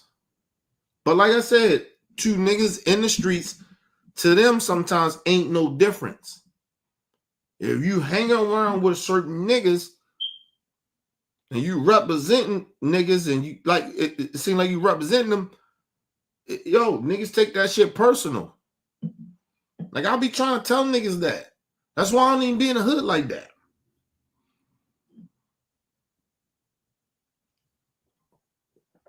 It's, yo, the politics ain't no different than when I was growing up. Like, yo, the shit is still the same. It's no different. When it comes to the city, it's no different. A lot of the politics in Baltimore streets ain't no different. Like, I used to can fuck with 2 and 3 different blocks of niggas. Right? But if these niggas, I had nothing to do with their beef. My niggas don't have nothing to do with their beef. But by me hanging with them niggas, whatever that beef was, it was my beef. So now them niggas beefing with us now. Because we hanging with these niggas. Because we know these niggas. We cool with them niggas. That's how that goes.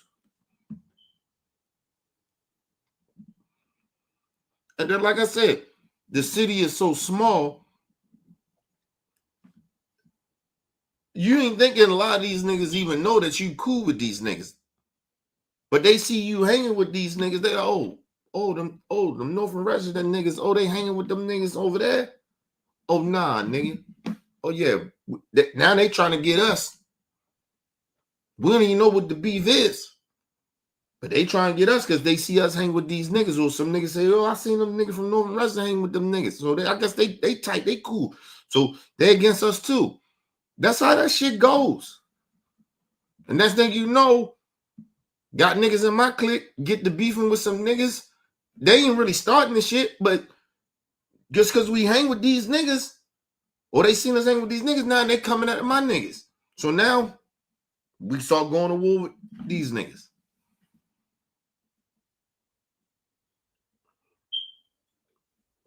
Or imagine this, right?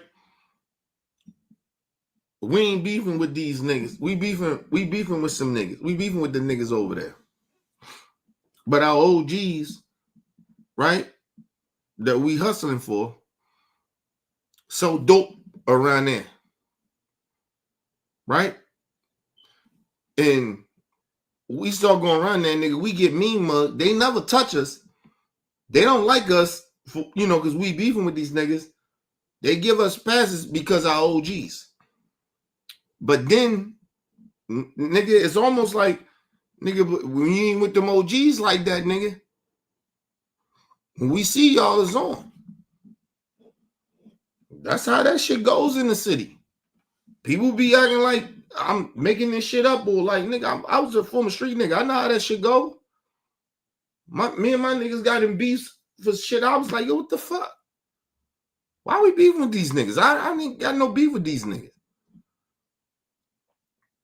Like, I actually fuck with niggas over there. But now we hang with some niggas, they don't like. They beefing with niggas. Got some niggas over there. We fucking with some niggas that killed some niggas over there, or beat these niggas up, or however it goes. Now we hang with them. Now they see us as enemies. We never was enemies with these niggas. Now we enemies. Because now we cool with these niggas. And we probably have been cool with these niggas for a minute, but we didn't know they was beefing with these niggas. But we know niggas even on that side. But we hang with these niggas. So that's how it goes. It ain't what y'all think, man. That shit ain't what y'all think. It's not a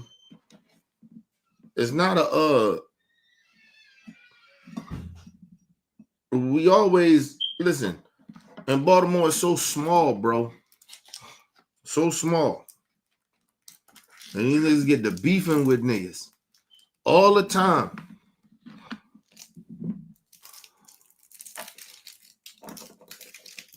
I always used to tell people, like, yo, we used to get in, like, we had peace treaties with niggas. And my little man, he ain't even from East Baltimore. And that's how all that shit started all over again. The war started. I always tell people that a war started. Niggas died. A lot of niggas died. They ain't supposed to die, but they died. Because of this nigga, my little man, God rest his soul, my man, Lil Jerk. Then they came, man, he started moving the way that he ain't supposed to move over here. He ain't from East Baltimore. You from West Baltimore. It's different. And niggas started doing shit. Niggas coming to me like, yo, get your man, yo. I'm like, what? Talking about? Your man doing this? Like, yo, I holler at him. All right, nigga, but you better holler at him, nigga. Like, now niggas getting gangster with me. Because this is a peace treaty. Niggas like, yo, nigga, yeah, holler at your man, yo. And I don't like they tone because I don't really fuck with these niggas, but it's a peace treaty from my OGs to even me, right? But I don't like these niggas tone. I don't even like these niggas. But then my man come up, he does some fuck shit. Niggas talking gangster to me. I don't even like they tone. I tell this nigga, blah, blah, blah, whatever. Next thing you know, he do some shit again. Now niggas like, yo, I guess that nigga Kenny. Oh, these niggas, they want that smoke. This nigga still doing that. I'm like, yo. Man, you know, God rest my little man. So, they was doing shit to my little man too. That, because he wasn't from the city, he wasn't from where we were from, because he's from West Baltimore. East Baltimore, we moved different. He was doing shit that triggered them niggas, right? Like he was going around, he was moving around them niggas like you ain't from around there, bro. But he thought he could just move because he knew he could just move around it. Like niggas is from East Baltimore. We know we can't move around them niggas like that. Nigga, we don't go on their blocks. We don't do certain shit. We don't fuck with certain niggas. Like we wasn't doing that. But he was doing shit like that. And so them niggas was a lot of times they were taking shit personal. And I was like, yo, it's not even like that, bro. It wasn't even like that. But they took that shit personal. He was doing shit. He was beating up niggas and shit like that. You know, and they was coming at him like he was some punk nigga and shit. And he took that shit personal and shit just got out of control. I'm not going to try to fully blame him, but yeah. He was doing shit I told him not to do. But they was doing some shit that, like, if that was me at his age, nigga, we go to war. And if I got niggas behind me that I know that's going to really ride, oh, nigga, we going. Especially, like, I was really like that, too. Like, I had niggas that, nigga, if I go, they go. And he knew that, too. Like, nigga, I got niggas that'll go. I got OGs. He talking about me. I'm like, oh, them niggas gonna go. Yeah, I got your back, nigga. Your motherfucking cousin is my OG.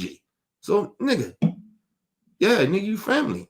I don't fuck them niggas. I really didn't fuck with them niggas. Listen, let me just be very real. I'd have burnt them niggas up a long time ago, before that shit, even what my little man did. I was trying to burn them niggas up. I fuck them niggas. But it was a peace treaty. And he just didn't understand that.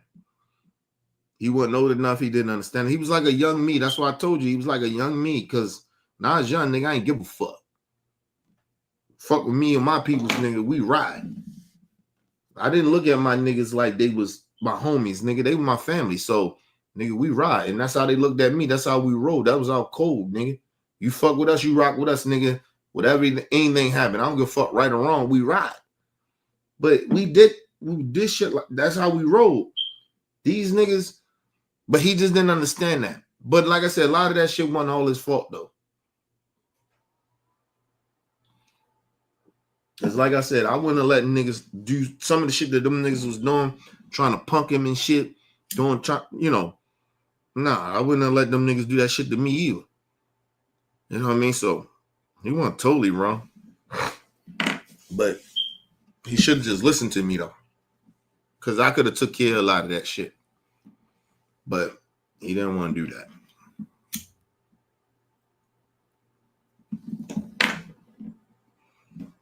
But anyway, let's move on. Resume. Oh shit. My bad, people.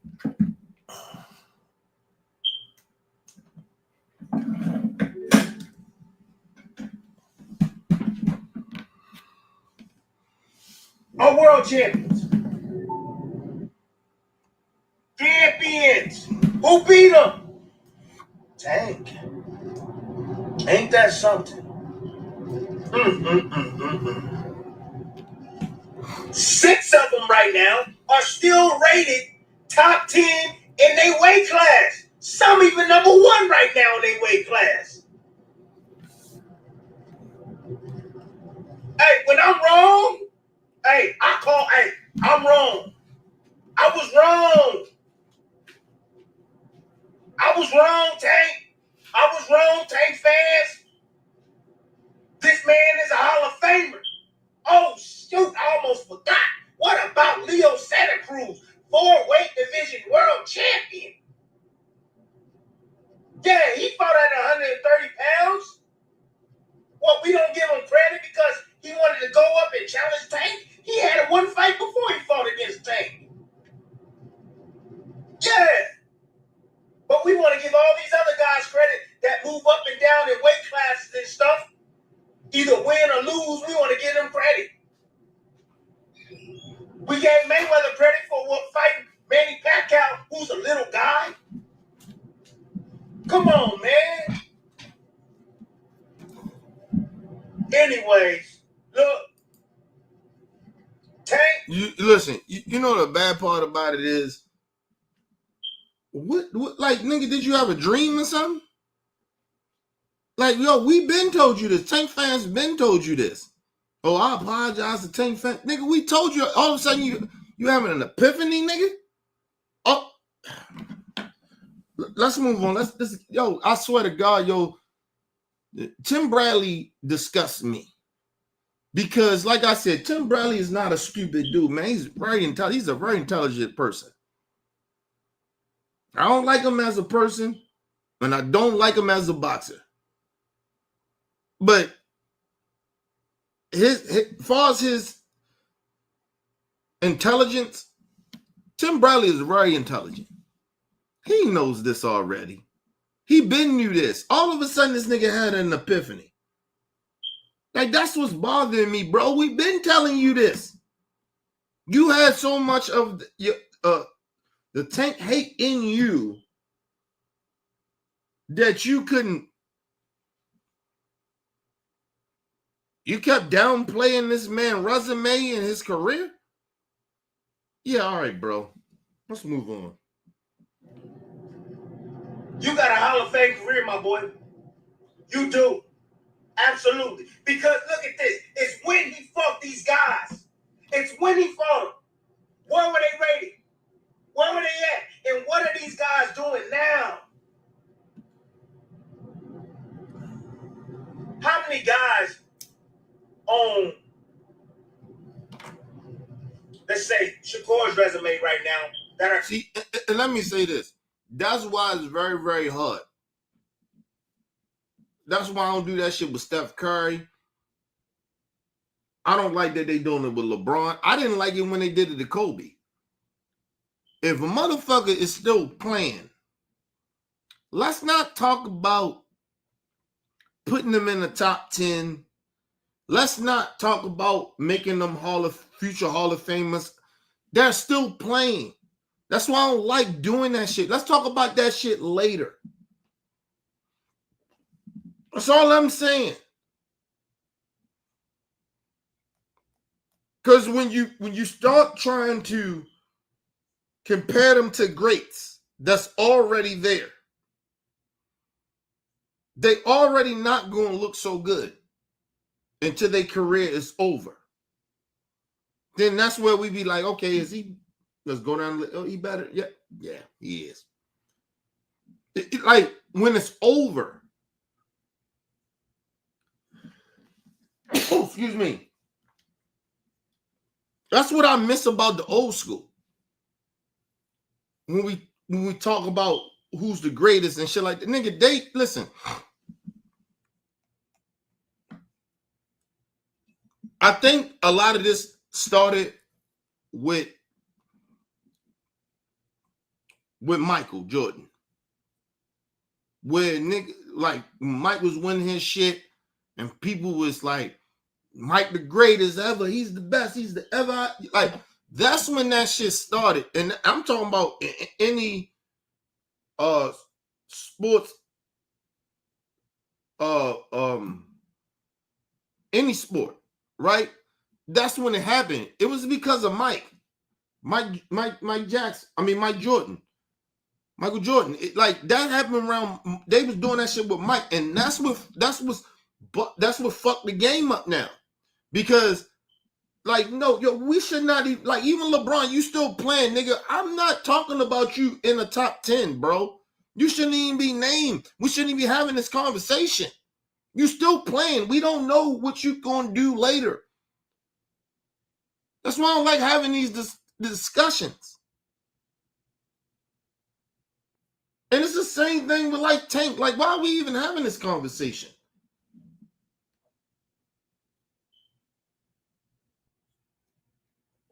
Even when Floyd was, I didn't listen. Niggas talking about, oh, he better than Muhammad. I'm like, nah, nigga, why are we having this conversation?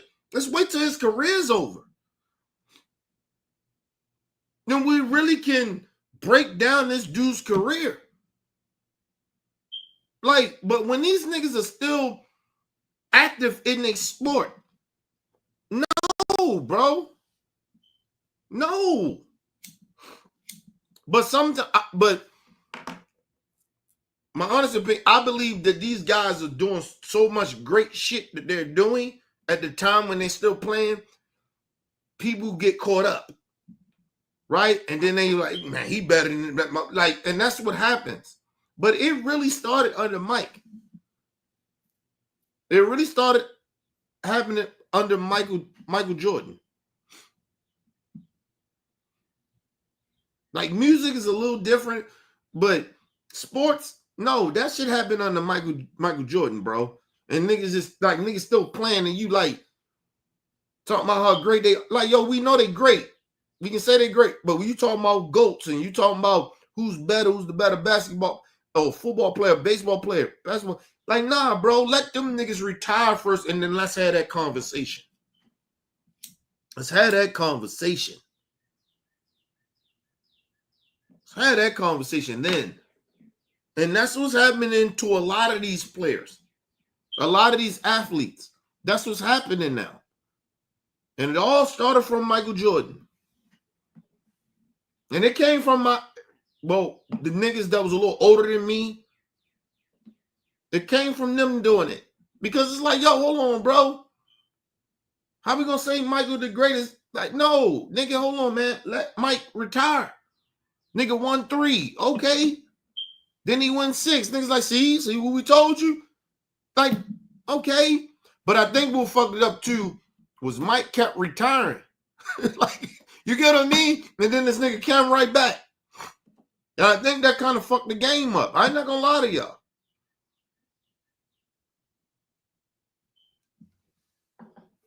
Shout out to my brother Bruce in the building. What up, Bruce? Shout out to my brother Bruce.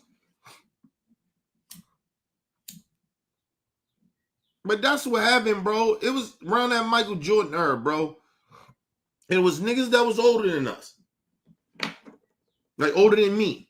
Right? Like, you know, and then Mike thing, he retired like, what, 2-3 times? Like, so it's like, yo, come on, bro. And that fucked shit up. I'm trying to tell y'all.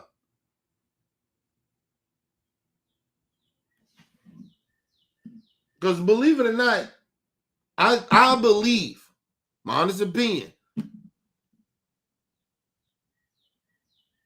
I believe at that time, back in the day, I think a lot of people had like before Mike started winning his championships, I believe that they had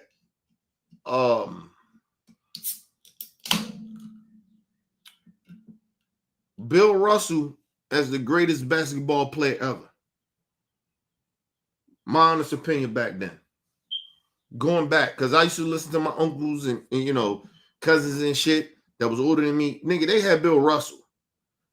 Michael Jordan wasn't even in that discussion before he won championships. I'm just telling y'all that. Even Magic won all his shit. Like, niggas was not talking about Magic and then was like, you know, GOAT status. Nobody was talking about, nigga, they had Bill Russell there. Not even Kareem Abdul-Jabbar. They didn't have Kareem Abdul-Jabbar there. They did not.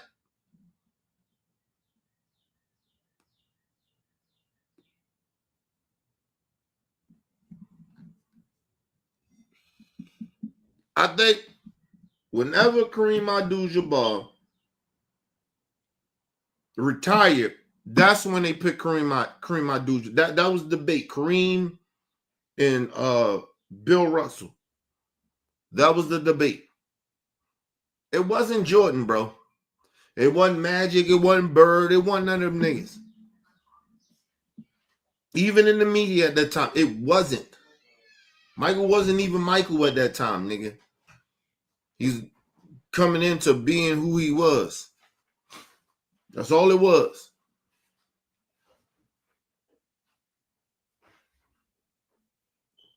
But nobody gave a fuck about Magic. Like nobody was talking about Magic or Bird. But they was the greatest. It wasn't none of that shit, nigga. It was Kareem and it was Bill Russell.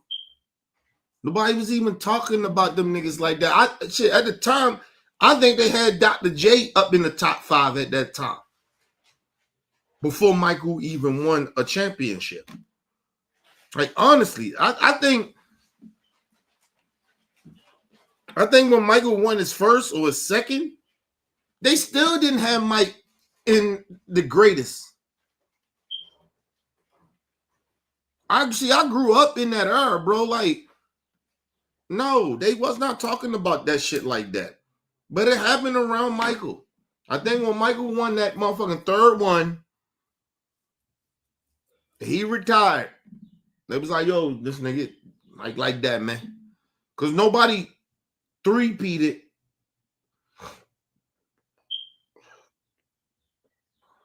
The thing is, it's not a whole bunch of fucking teams three-peated like that. In basketball history, it's not a lot of them. I think maybe Boston did it. Did Bill do it? I think Bill did it. But you know, Bill's shit was always weird because he was a coach in some of them shits. He was a coach and a player, and it was just shit was just weird. Like Bill Russell shit just always was weird. But I think Bill got a lot of respect because he was the first black coach that coached a NBA team. So that was part of it as well. Like, people don't remember that. Like people forget that shit. But anyway, let's move on. Let's end this shit. But it's like we keep talking about these how great they are. They the GOATs and all that shit. You had these niggas doing the top 10 and all the top 5. Like, nah, niggas gotta retire first, bro. They gotta stop playing. Like, genuinely stop. I ain't come back. Like, we gotta have that before we start talking about these niggas' whole entire careers. Like, real talk. But anyway, let's move on.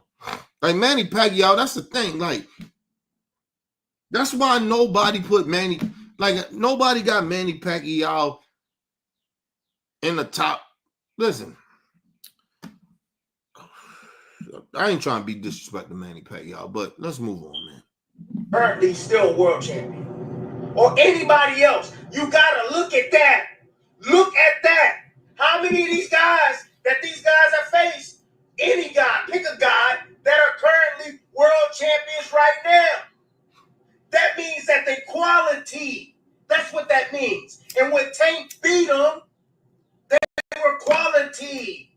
Yes. Anyways, man. Hey, I already know y'all about to come after your boy. Hey, but you know I can take it. Chronicles off the head. That's bullshit. Then now he just capping. Like I said, we've been told you that. You ain't said nothing new, Tim Bradley. I just wanted to put that out there because of Tim Bradley be capping all the fucking time when he disrespect Tank Davis' resume. Because he was one of the ones that was doing it. And then all of a sudden he got an epiphany of it. Tim Bradley, Tank Davis' resume is better than yours. And he ain't even finished. So that's what I'm saying. Like, Tim Bradley, please stop, bro. Please stop. And let's just put this out here.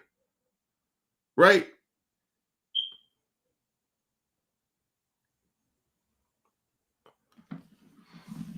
Tim Bradley, all of a sudden, it makes sense to him now.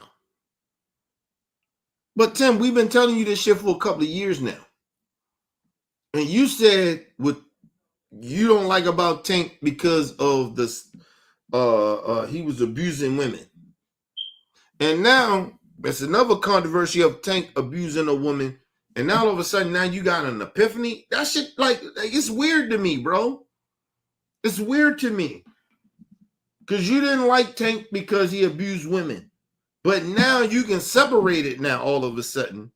And I'm not saying people don't grow. I'm just saying all of a sudden this corny ass cornball ass nigga can all of a sudden this buck dancing nigga can all of a sudden separate Tank as a fighter to his personal shit that he going through.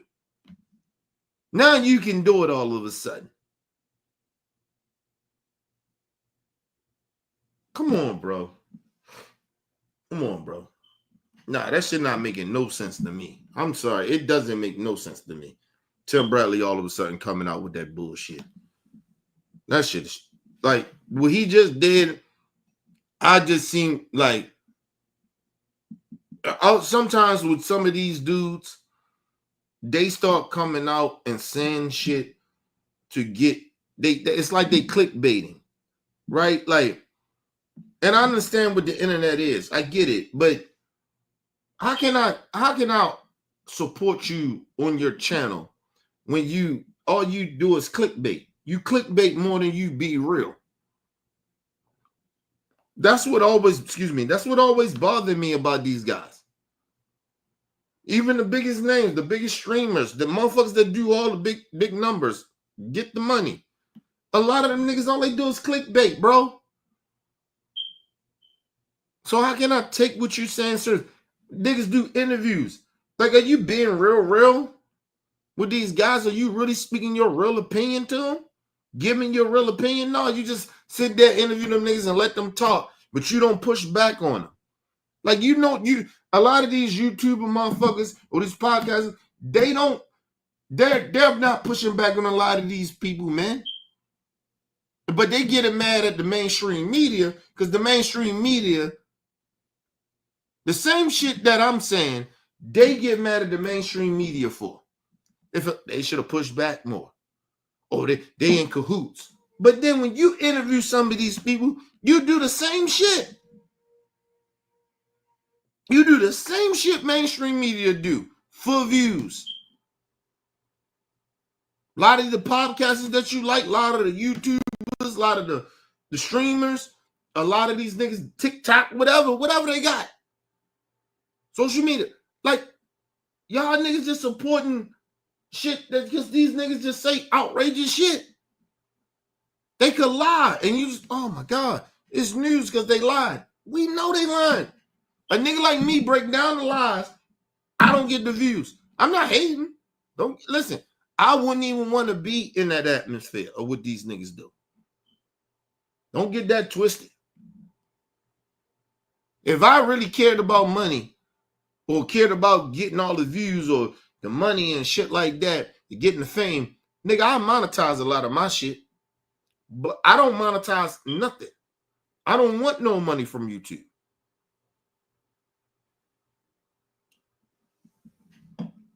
I'm hoping that I'm setting a trend for where motherfuckers can be real and tell the truth. I hope I'm still kind of setting that trend. But we so far gone in this internet shit. These niggas they just saying shit to get views. But anyway, let's move on, man.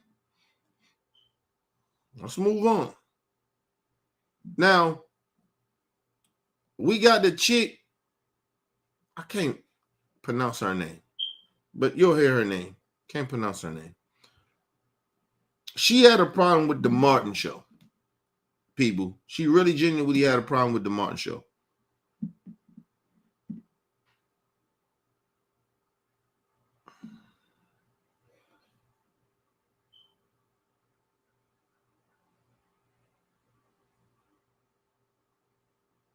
Yeah, listen. Show my brother Henderson in the building. Listen, none of that shit shocks me.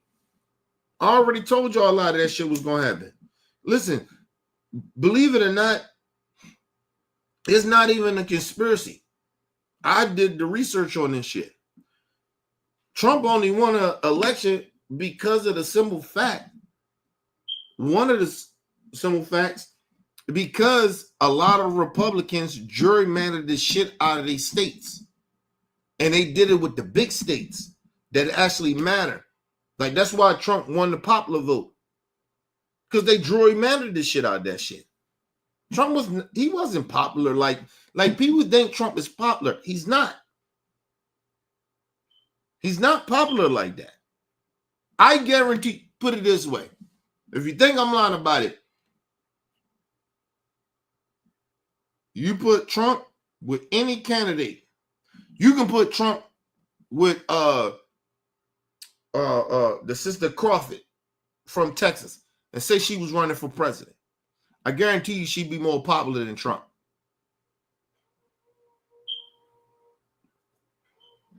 If you let everybody that's possible that can vote all over the country, no gerrymandering, I guarantee you she'd be more popular. She'll win the popular vote. I told you the popular vote is actually really the real vote. Right? But you can gerrymander a fucking popular vote in some of these states because of the electoral college bullshit. So Trump is not popular like y'all think.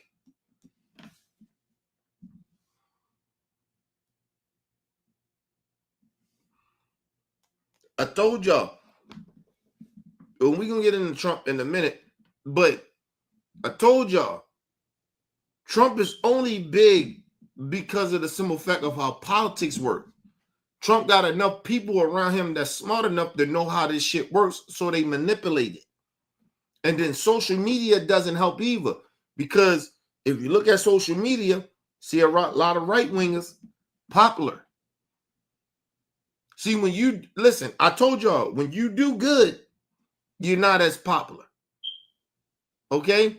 You gotta, like, you see a lot of these niggas, the rappers, you see a lot of some of these niggas, they sign with Trump. They sign with bad shit. They know this shit is horrible, but they side with it because they make money. That's the world we live in. I don't know why people are shocked.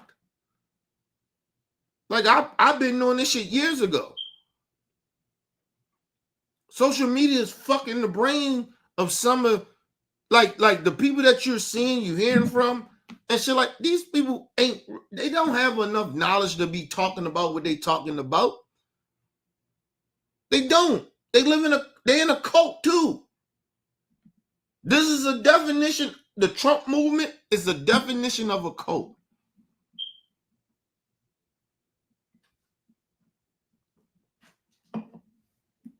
Everybody want to blame Democrats. You let me explain something to you. The only reason that a lot of people fuck with Trump is most likely because they're religious. They come from a religious background, right? Which is a cult, right? Now, the other part is if they racist, right? What being racist mean? You live in a cult. You got to be in a cult to be racist, bro. Come on, man. And then it does help, like I said, at the end of the day, all that shit is a cult. Like, I'm not a Democrat, but I know the Democrats are better than the goddamn Republicans. I tell you that shit. My people is more accepted in the Democrat Party. We may not like everything the Democrat Party do as black people, but we know we can be a little bit more heard in the Democrat Party than the Republican Party. People get it twisted of like, oh, I only fuck with the I ride with the left on a lot of shit because somehow I'm a Democrat. No, I know who's better. That don't mean that I give Democrats passes. No, but I tell you, when it boils down to the end of the day, I'm riding with a Democrat. I'm not riding with no motherfucking Republican. And now we in this stage now, like you got the Joe Manchins of the world try to pretend they still Democrats. No, you're not a Democrat, bro. Nancy Pelosi, she might be a Democrat, right?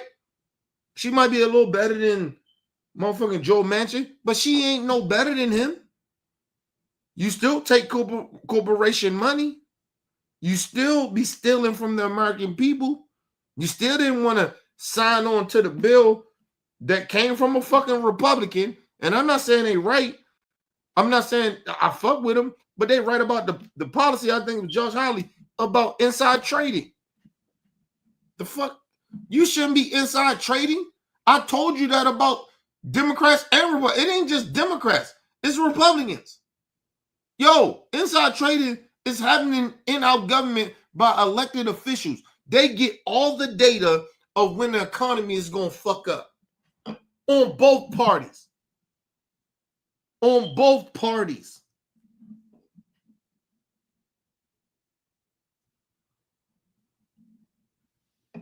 But don't get it twisted.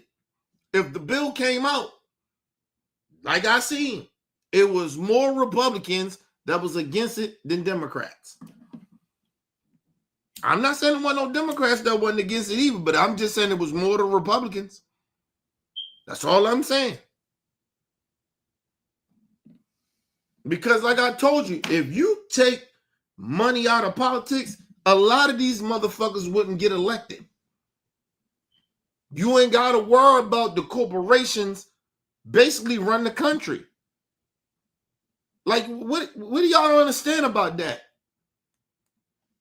You take the corporation and money out of politics, your politicians will have to listen to you now.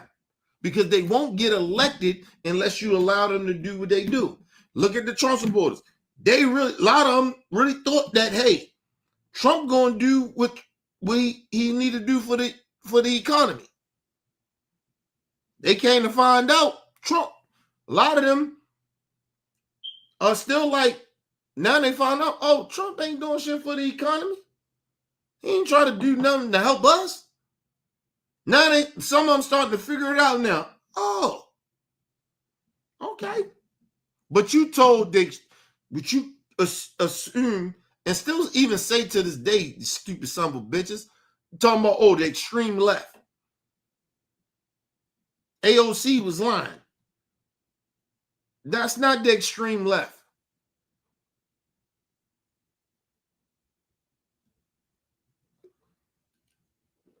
I told you we're amongst the stupid on both sides.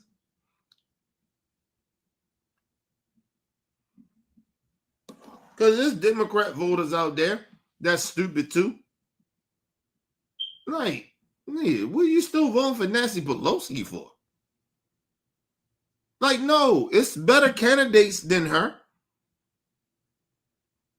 The problem is the Nancy Pelosi's of the world got power like Chuck Schumer and them. I mean, like Mitch McConnell and them. But now you watch the Republican Party, nigga, if they disagree with Trump anyway, he out. They out. They out. So they don't, like the Mitch McConnell's, his ass is older, right? But don't get it twisted. A lot of got to do with Mitch McConnell being old. If Mr. McConnell wasn't as old and his, his health wasn't as bad, oh, nigga, it'll be way more turmoil with that shit. Because Trump is fucking the economy up, and Mitch McConnell know, but he just don't have to fight it no more, and it's okay, nigga, go away. But he gonna put somebody in there that's gonna be a Trump supporter and shit like that. He gonna do that, man. Give me 1 second, y'all.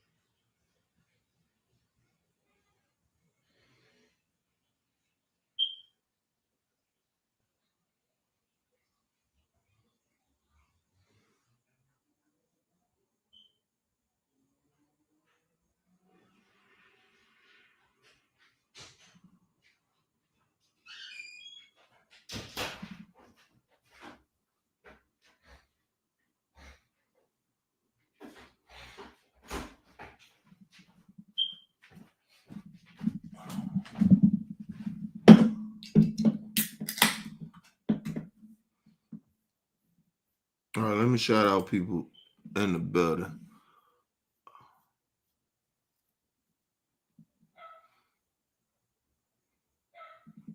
Listen, yes, I would. What are you telling me that Kamala Harris, former Vice President Harris, you telling me what she would have did that was so bad to you that somehow that this, listen, let me just say this. See, because the bad part about it, I don't even like having this conversation with Trump supporters, right? Because it's stupid to have. And I'll be very honest about it. This is like very stupid for me to have this conversation with you because it ain't nothing I can say to you that you will fully, genuinely get out of your cult mentality. Get out of some of y'all may be real racist. Like, it ain't nothing I can say to y'all. Y'all gone, bro. Y'all, a lot of y'all conspiracy theorists. It's nothing I can say to you, right? That's number one. There's nothing I can say to you that makes sense to you because you gone. Now, listen, are you telling me that it be American citizens on the street, regardless of where they from in the country, that where ICE can come and just grab you up? They ain't even asking for ID, nigga. They just grabbing niggas up. You look a certain type of way. Do you understand that's racial profiling? That's what black people been talking about. That's what we've been. This shit been happening to us before ICE even came. The police was doing this to black people, our local police, and it still happens. No. If this was Vice President Harris and she was the president, no, this wouldn't be happening. So that's number one, you stupid son of a bitch. This wouldn't be happening to immigrants.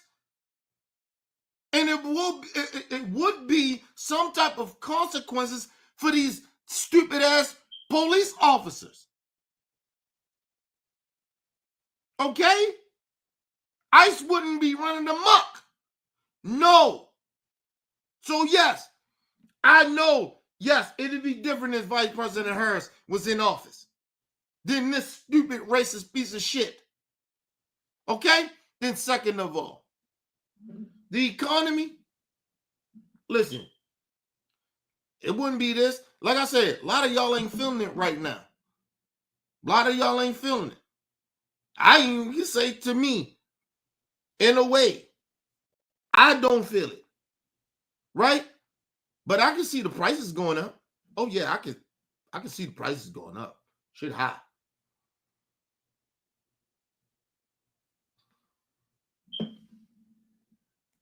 Trump can fuck this economy up so bad that where he can fuck a lot of jobs up, and y'all don't recognize that. He's already doing it anyway, but I'm just talking about later on, like how we getting shit delivered. Imagine you're not going to want to, like, you can fuck the DoorDash companies up. The people that deliver shit, you can fuck that up because you already. You think a motherfucker got a problem with paying a $10 delivery? No, we wouldn't.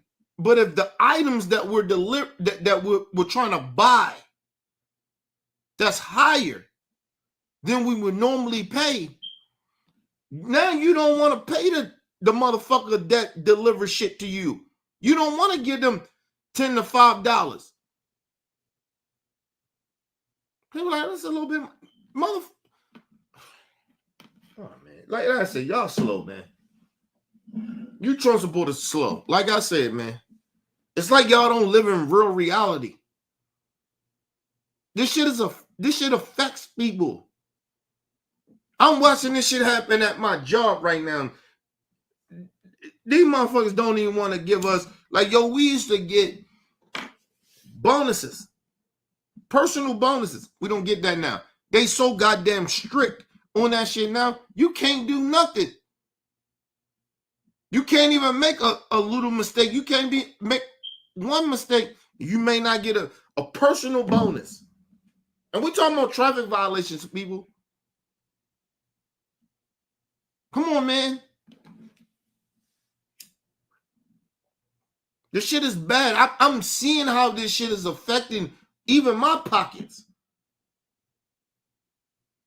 And I ain't in the same predicament as a lot of people that makes lesser than me or not in the position that I'm in. But I'm seeing it affecting me now. I'm not getting the same checks I was getting. But like I said, you Trump supporters, you know, whatever, man. Like I said, it's on y'all, man.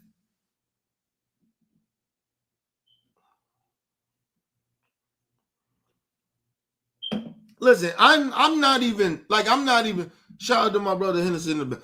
I'm not even debating that with Trump supporters. Of like, is morally she better? I'm not debating that. Is she better than Trump? I ain't even debating that no more. Because I already know that already. That ain't no shit I'm debating a fucking Trump supporter on. You motherfuckers can't have that moral conversation with me no more. That shit is over. I'm talking about how financially this motherfucker's going. You think it's just going to affect people that look like me or people that look different from you, that's going to affect them, or the left? It's going to affect you too. And you're just so ignorant that you don't get it. So what the fuck are we talking about? What are we having a conversation for? You ain't opening your ears up. You're not listening. You hear me, but you're not listening. You're not letting that shit register in your brain. You motherfuckers don't even research. And then when you do research, you only do research to right-wing shit that fits your fucked up cultist narrative. So what the fuck are we having a conversation about? Come on, man. Stop, man. You motherfuckers gotta stop. Stop asking me stupid questions that if you don't know, it ain't nothing I can tell you. It ain't nothing I can tell you. Nothing. You're not gonna listen to me. You're not like really genuinely gonna say, you know what? I'm gonna put my bias to the side and let me listen to Kenny. Because I got no reason to lie to you about shit. For what? What I got to lie to you about? I'm not a left winger. I'm not a leftist. And I would think I would get more people to fuck with me because I'm not a Democrat or a Republican. But you won't listen to me. So, nigga, everything I predicted, you ask anybody that actually do fuck with me on this channel, that subscribe to me, ask them. Everything that's happening or have been happening or have happened, did not predict it. Did not predict it. And it's happening.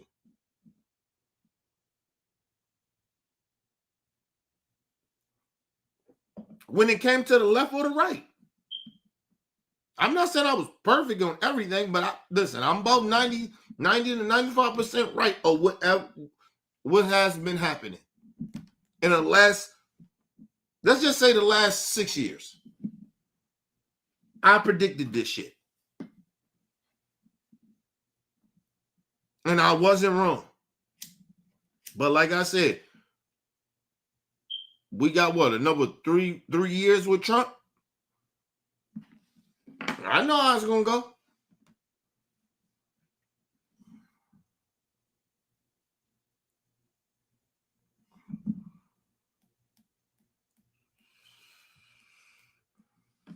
Unless the Democrats get real lucky in the midterms.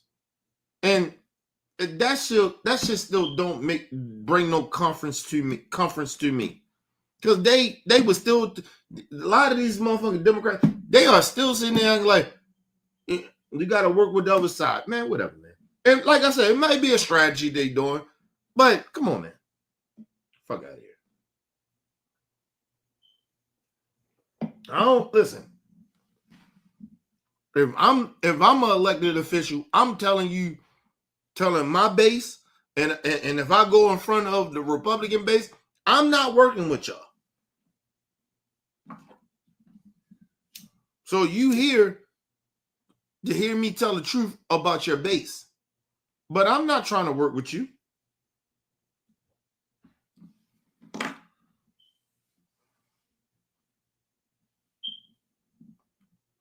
Let's move on. Reporting live from Hypers Club in Atlanta. Damn it.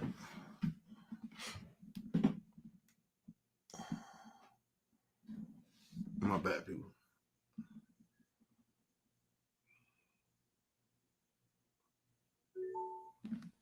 Hold on.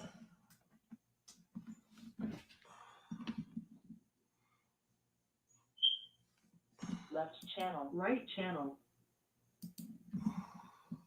For Comedy Hype News, I'm Symphony. Ari Lennox is receiving a lot of criticism after sharing her thoughts on the hit legendary sitcom Martin. Lennox revealed her feelings during podcast interview, and once the brief clip from the full episode was shared online, fans of the show were quick to jump in and defend the sitcom. The thing that pissed me off about Martin was how much he would go on Pam. Like, I know, like, and this is coming from a girl who I love me a good, like, joking ass movie. And it even when the joking movie is like, damn, like, that was fucked up. Like, you know, I'm not like too woke or something is what I'm trying to say. Like, I'm honestly No. You sound that way, sister. I'm not saying the sister is a bad person, but she sound a little too woke. A little too woke. It's fucking comedy. And you're talking about, it was a different era back then. Right? People, we keep forgetting. And somehow black folks, let's be real. Right?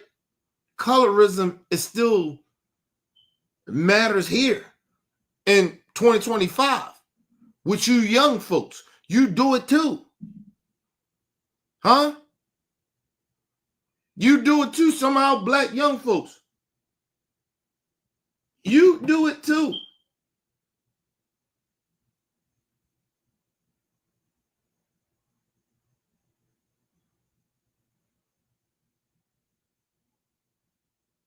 You do it too. You motherfuckers sitting here, black folks, a lot of you young black folks, y'all don't do colorism? Huh? All of a sudden, y'all so different than what we was in the 90s. My generation. You so different. Did y'all fix colorism? No, you didn't. You didn't fix shit. You motherfuckers still, listen, it's a lot more you niggas that's young motherfuckers that's sellouts than we ever were. You motherfuckers hate on each other more than we did. What are you talking about? No, see, my thing is, we're going to talk about generations here.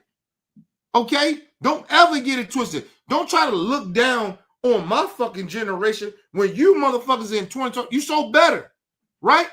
Why the fuck y'all ain't fixed this shit? Y'all don't even fight the same. You don't even fight the same.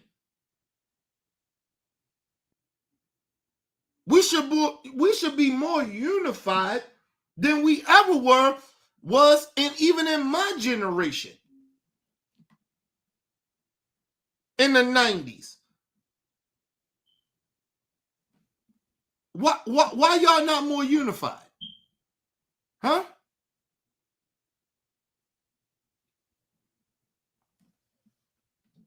Listen, y'all know how I love the youth, man. Y'all got y'all flaws too. Listen, a lot of you young motherfuckers, listen, you talking to an OG now. I'm an OG. Listen, let me explain something to y'all. I give y'all not a pass, but passes. I give y'all a lot of leeway because I know y'all young and y'all ain't had a lot of experience in life. That's why I give y'all a lot of leeway, right? And I'll be telling the old motherfuckers that's my age or older, and I'll be like, yo, chill on the young niggas, man. They ain't got the life experience fully yet. And they growing up in different generations. Like, their generations is different. Right? It's not our shit. Right? Let's reach them. Let's somehow let's reach them, come, meet them halfway. Right? But this shit right here, nigga, what this young sister is saying, get the fuck out of here. The fuck out of here. No.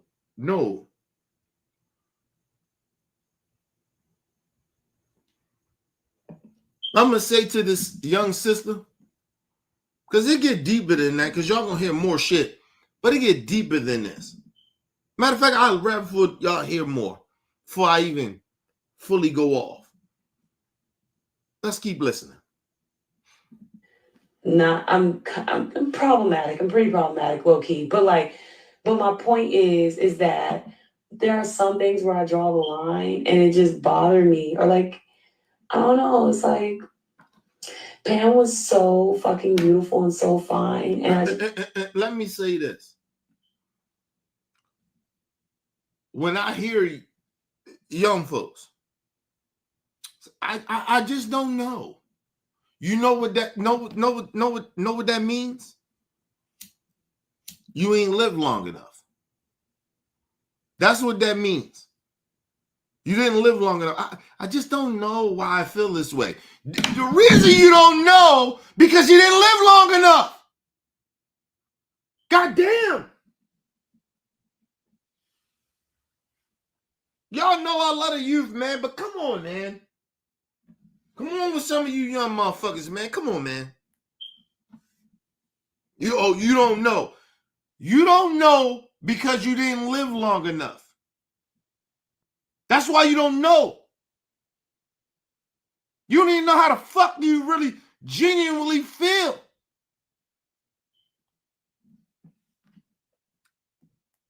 When I say I don't like slave movies no more.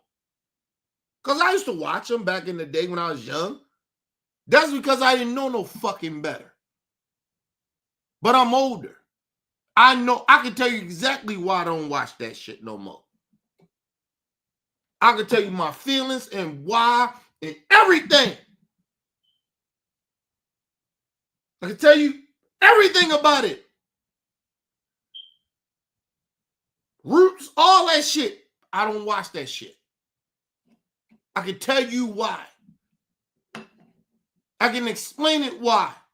I won't say, I just don't really know. No, I can tell you why. You can't tell us why you feel the way you feel is because you ain't lived long enough. You have no experience.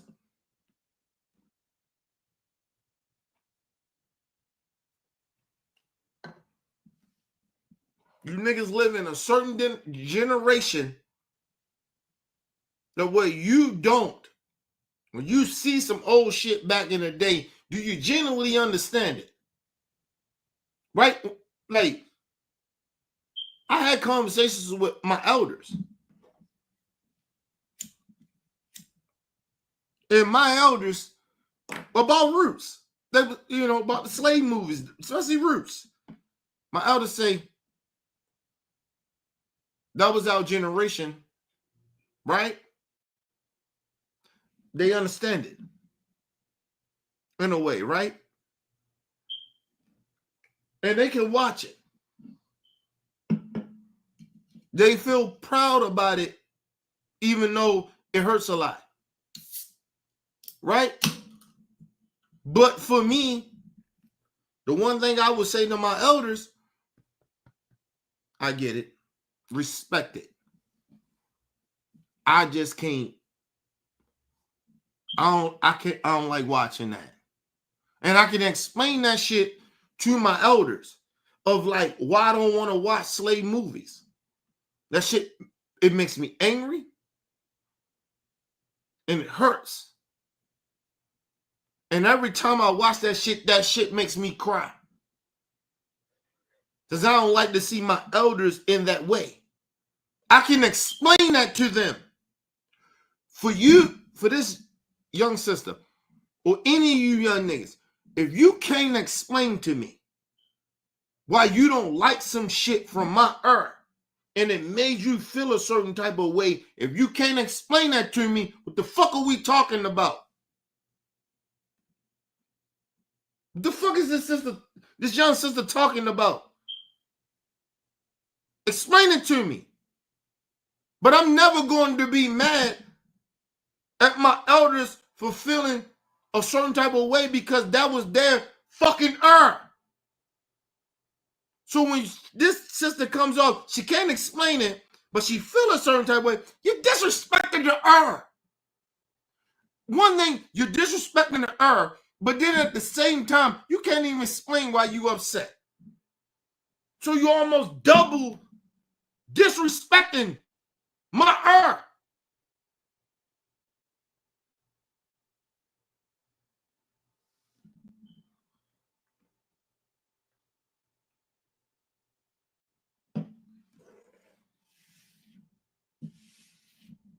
Nigga, I don't disrespect my era. Like when I explain how I explain to my era, my elders said, hey, what are you doing better? I said, well, I'm not doing this, I'm not doing that. I can explain or what I'm doing and not doing. I'm not being a part of that bullshit. Trying to do something better. You young niggas can't do that.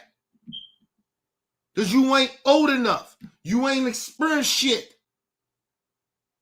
Let's be real. You didn't experience a motherfucker thing. This young sister, I'm not that mad at her, but come on, man. Start talking like you experienced a lot. You haven't. And I ain't mad at all young motherfuckers. I'm just saying it's a lot of you young niggas, y'all don't really get it. You can't discredit shit that we did when you don't have no experience in it. You didn't live the lives that we lived back then. That's like me sitting there acting like I lived the lives of people that lived through the civil rights era. Are you crazy? Are you out your fucking mind? Did I have similar things that was kind of similar to that? Yes. But that doesn't mean I lived that motherfucking era. And that's why I respect my elders. The problem with some of you young motherfuckers, you don't understand that. So you disrespect your fucking elders. And that's why the racist white people in 2024 disrespect y'all the way they all do.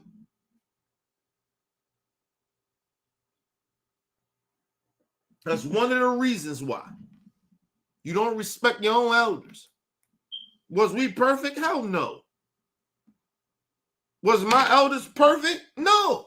Did they do everything right? No.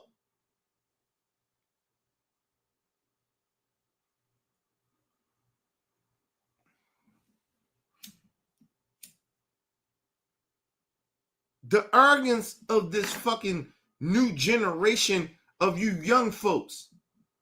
You out of your fucking mind, man. You letting these white supremacists fuck y'all mind up, and you don't think y'all letting them fuck y'all mind up. They using the internet to fuck y'all up. Internet got you niggas fucked up. They use dope to fuck us up, telling us that's the only way we can be this and be that. And now they using the internet on you stupid motherfuckers. I ain't saying all of y'all, but a lot of y'all young folks, they using the internet to fuck y'all up. And the bad part about it, y'all ain't even gangsters like that. Even the motherfuckers that's gangsters, they go way over the top of gangster shit. Spaz out. Go crazy. I want motherfuckers to know I'm a gangster. Nah, bro. There wasn't a lot of niggas like that from my era that wanted to be this over-the-top niggas that wanted to be sure everybody there was. First of all, real gangsters don't want to get caught. I just put that out there to you. Real gangsters ain't want to get caught.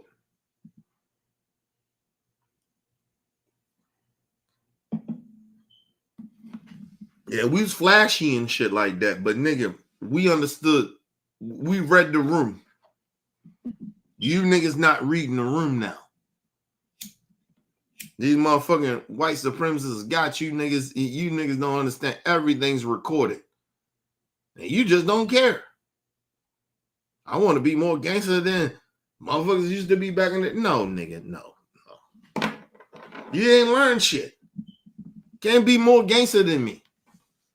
Honestly. And first of all, you can't be more gangster than my right? But the other part is, I don't want you to be more gangster than our I want y'all to be smarter and better than us.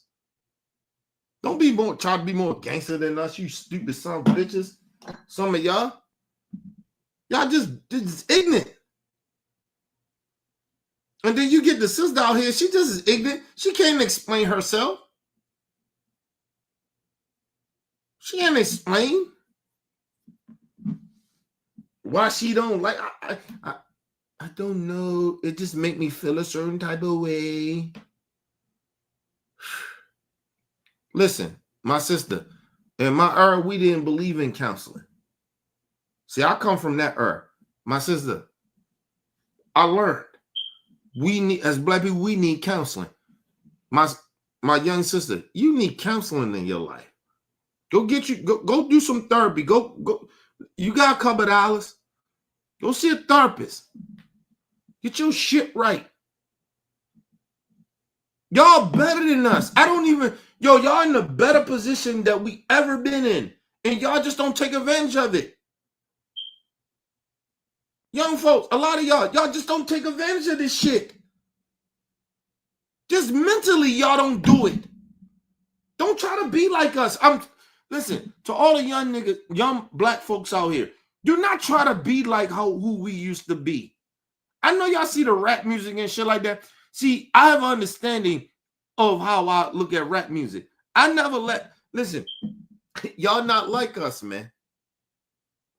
See, we actually lived that street life like that. And we had no choice. Y'all have a choice. A lot of y'all have a choice. Y'all don't have to live our life, man. You do not have to.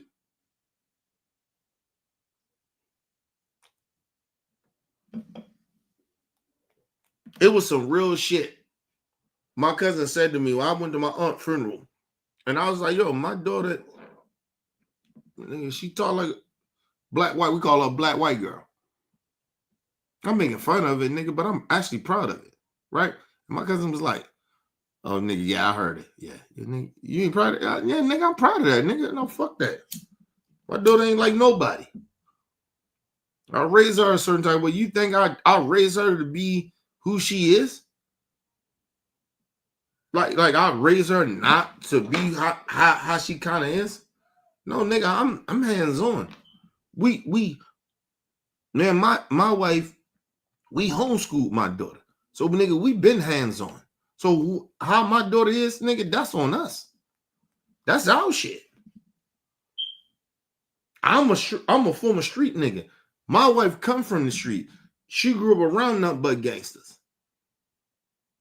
Her daddy was a gangster. Like her family was gangsters. So we grew up in that environment. My wife wasn't no gangster, but she grew around gangsters. She hung around gangsters. She rolled with gangsters.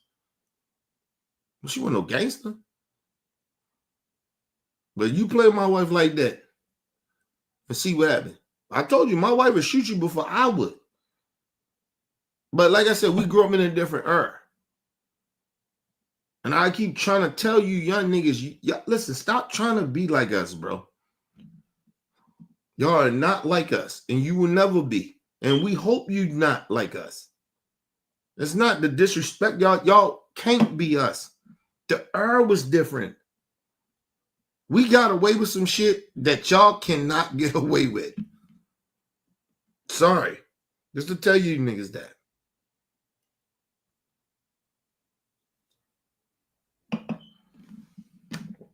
Try to tell you, some of you young black niggas, y'all can't do what we did. Y'all in a different, and y'all supposed to be better than us, man. Forget it, man. And I believe y'all, technology-wise, is smarter than us. But reality smarts? No, you're not. You're not smart. Even the gangster niggas. You're not smarter than how we were. You just wasn't, because the times was different. Like, if I had y'all times to do what I can do, oh, nigga, I can work around this technology shit. But y'all don't have what we had. I can work around the technology shit. All the cameras, I can work around it. But I never put game out there. Because, no one, I wouldn't put game out there like that. Because I don't want black people to do it. I don't want young black men or women to do no shit like that. I know how to work around this shit. You keep acting like we so old school like that, nigga. I told you we grew up somewhat in the technology era. Now you niggas keep forgetting that.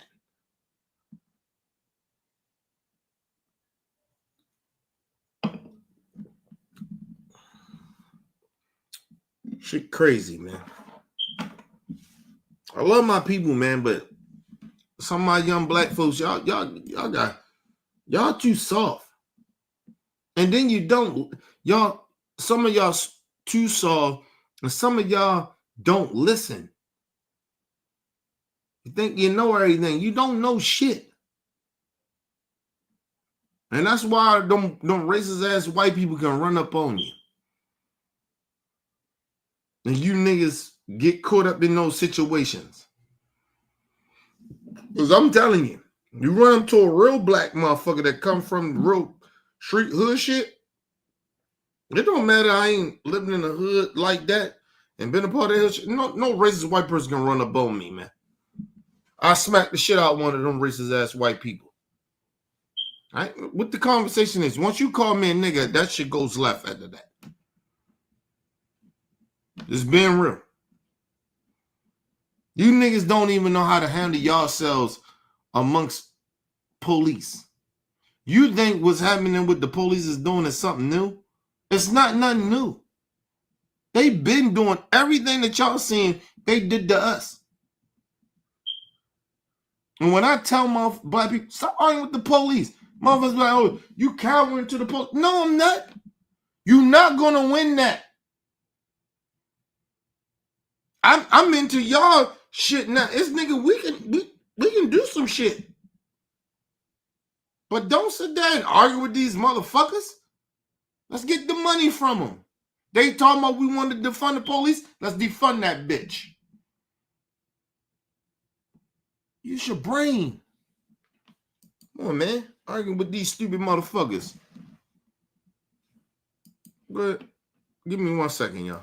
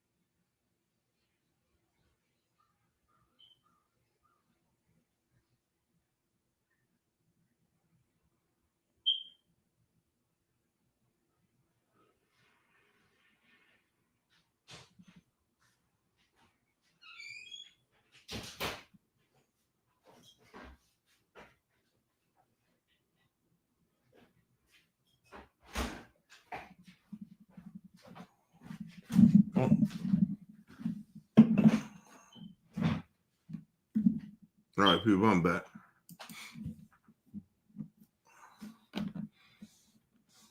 Let's listen to the sister again. Like growing up as a What the fuck? Give me a second, y'all. God damn it.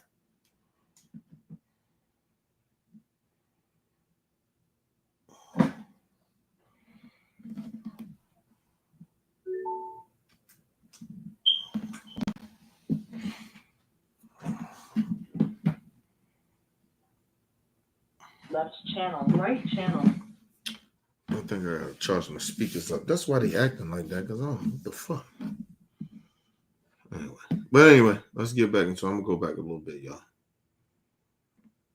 All right, there we go. But my point is that there are some things where I draw the line and it just bothered me. Or like, I don't know, it's like Pam was so fucking beautiful and so fine. And I just feel like growing up as a chocolate girl, like I don't even know if I was able to. Let me say this. And I don't want to say this to this young black chocolate sister. She's beautiful. I'm looking at her on face now. This sister is beautiful, right? I'm a grown ass man. I think this sister's like in her 20s or something. You know, I don't like young women like that. That's not my thing. I'm not even like on that type of shit. But just to say how beautiful she is, yes, she's very beautiful. This young black sister is very beautiful. Listen, do you understand? See, this is my problem with young folks. Do you understand how attractive we were when it came to listen? See, this is what I'm saying about some of you young folks. Come talk to us for some of this shit that y'all talk about. Do you understand? And you can ask a lot of black men from that era. Woo! Nigga, we was more attracted to Pam than we was attracted to Gina. Let's be real. Hey, people, if you watch Martin back in the day, put that in the car. Who was y'all more attracted to? Was it Pam or Gina? I was more attracted to Pam. And not because of it. Listen, of course, color skin mattered to certain people, but for me, it wasn't about that. To me, just off of face structure, right? You want to go for that. Pam was, she was more fine than Gina. Gina's had this big ass face. And no disrespect to Tisha Campbell. No disrespect. No disrespect to her. Because she was fine in her own way. But, you know, but it's to each his own too, because, you know, people like light-skinned, dark-skinned. But there was a lot of black dudes like, oh, Pam got that donkey. And she was beautiful. Pam was, oh, man, whew. Listen, like I said, she needed to talk to motherfuckers that grew up in that era. Well, Pam was like that, nigga, we had a big crush on Pam more than Gina.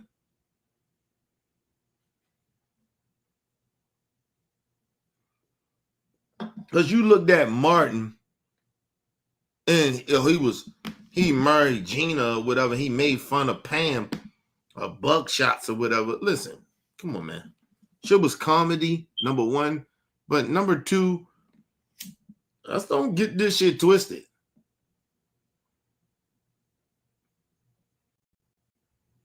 Listen, I grew up on Martin. Right? Okay? Listen.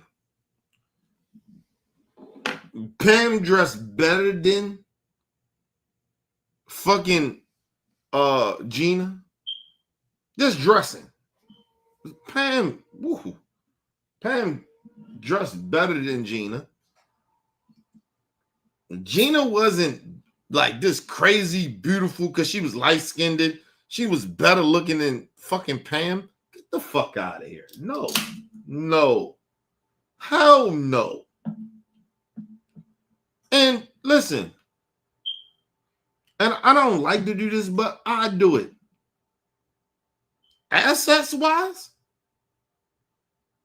Pam had them things, and she had that booty. Okay? Right? And Pam was fine. Listen, I thought Pam was more fine. Like, she was more beautiful than fucking Gina. And then you got to think about it was colorism back then. Like a lot of colorism. Oh, Pam was fine, man. Like, I watch Martin a lot of time. Man, nigga, listen. Pam was fine, man. Like, I don't know what the fuck she talking about. I understand what she talking about, how the jokes or whatever, but you got to talk to people that lived back in those days. Like, nigga, Pam was fine to us, nigga. We'd have chose Pam over over Gina. I'm just telling y'all that. It was that Gina was the main character or whatever. I get it. We wasn't even thinking, like, a lot of us weren't even thinking about colorism like that. But Pam was fine. Woo.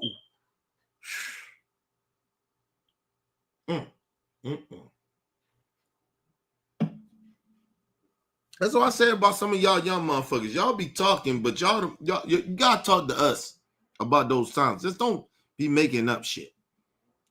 Shout out to my brother Henderson Benny said Kenny, as a 21-year-old Gen Z, watch Martin a lot. I'm guilty of this. I like Gina. Listen, but that's because she was the main character.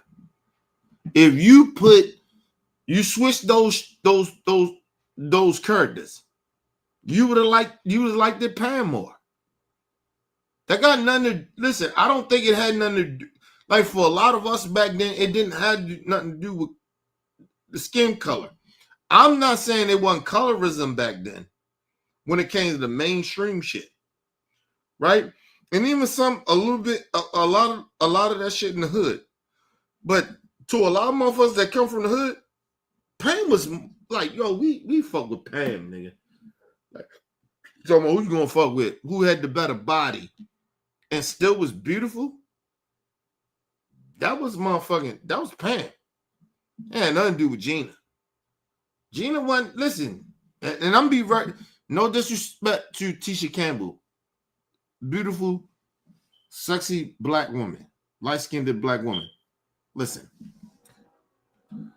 I wouldn't have fucked with her. Like, Pam had everything. She was beautiful, had them things, had that booty. Oh man, she was beautiful. Pam was beautiful back, man. But hey, man, listen. Like I said, maybe I'm a little biased, but Pam was fine, man. I don't know what the fuck niggas was talking. Just because she, Gina was the lead character, doesn't mean that she was more beautiful than fucking Pam.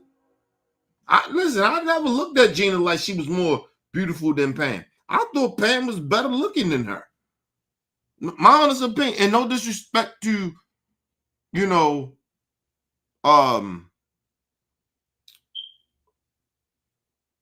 Tisha Campbell. No disrespect to her. To Gina. No disrespect to her, but I just thought that Pam was just more fine, man. Like I don't know what y'all talking about, man. And listen, when I see some light-skinned women that's very beautiful, I will say that too. You know what I mean? Like Halle Berry is fine, nigga. Okay, like don't get it twisted about me, nigga. Halle Berry fine, nigga. Ain't listen, fuck we talking about. But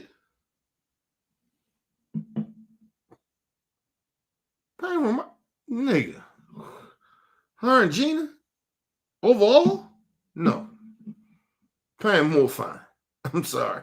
She's more fine, bro. I don't know what y'all looking at, man. She had everything. She was beautiful. She had them things. And she had that booty. Gina was she was good looking in the face.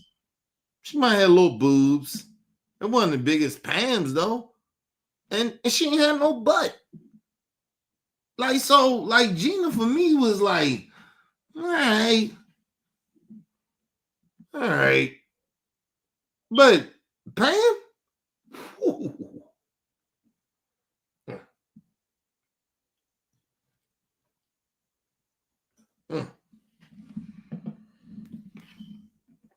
And I give Gina this too.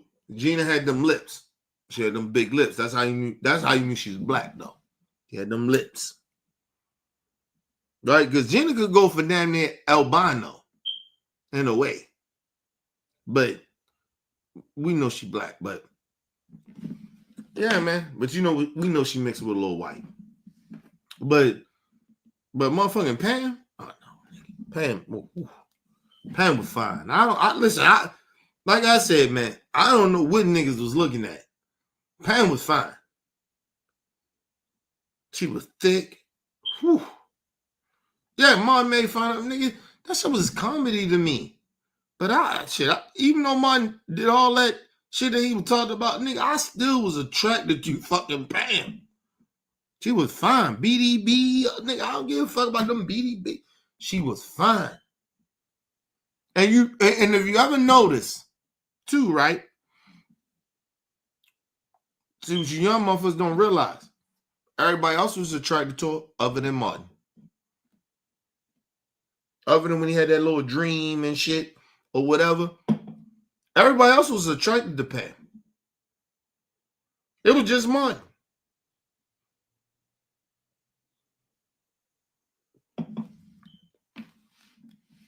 But then you keep forgetting about the stories where he gave Pam props.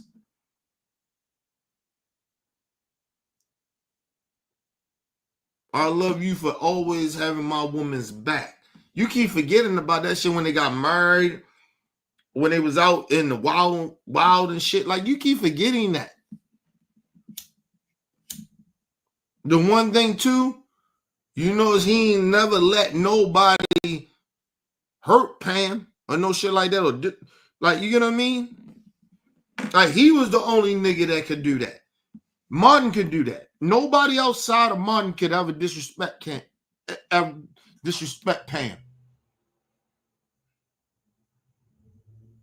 Shit, I mean, if you just be real about it, Ain't it motherfuckers that you grew up with that man or woman, but usually a lot of men that be going at the women, talk about their lights and shit, talk about their looks, but they like them.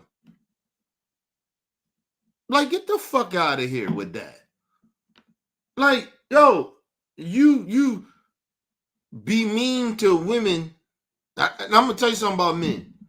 Men will do that. They be mean to women, but they like them. And I'm telling you that's a high percentage. Let a woman that you think that you got it like that or whatever, and then you go holler at a woman, right? Just because you think it, right? In your mind. And you go holler at a woman and that woman turn you down. Because she don't like your game or whatever it may be. And she turn you down. Watch that nigga act a fool. Right? Watch he act a fool. 90% of the time, he gonna act a fool.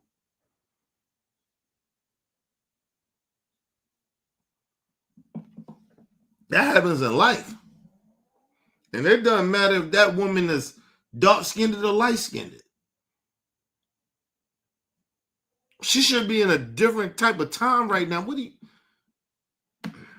Never mind. Let's move on, people. Like I said, maybe I'm tripping. Understand the greatness of Pam because of the light that I feel like I was being fed. You know what I'm saying? Like just like always going on Pam, always like that's all I remember. And I didn't like that. But like, so I feel conflicted because if that's all you remember, that means you got emotionally psychological problems.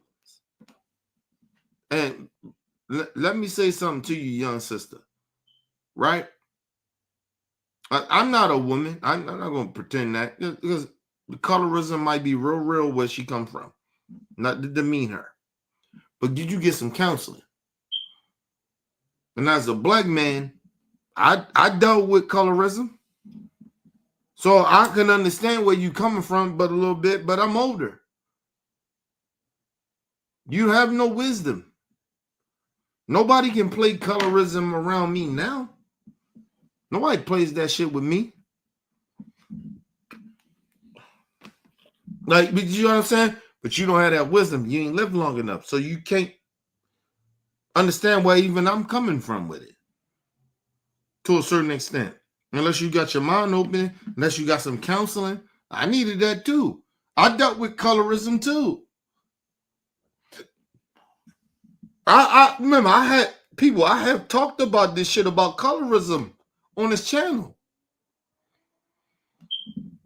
I told y'all all the time. I said, yo, I'm not really into light-skinned women. Right? I'm not saying all light-skinned women is bad. I'm just like, my type is my skin complexion or darker. But I never like all light-skinned women are like the women that mistreated me. Because there was a lot of light-skinned women thought that I was too dark.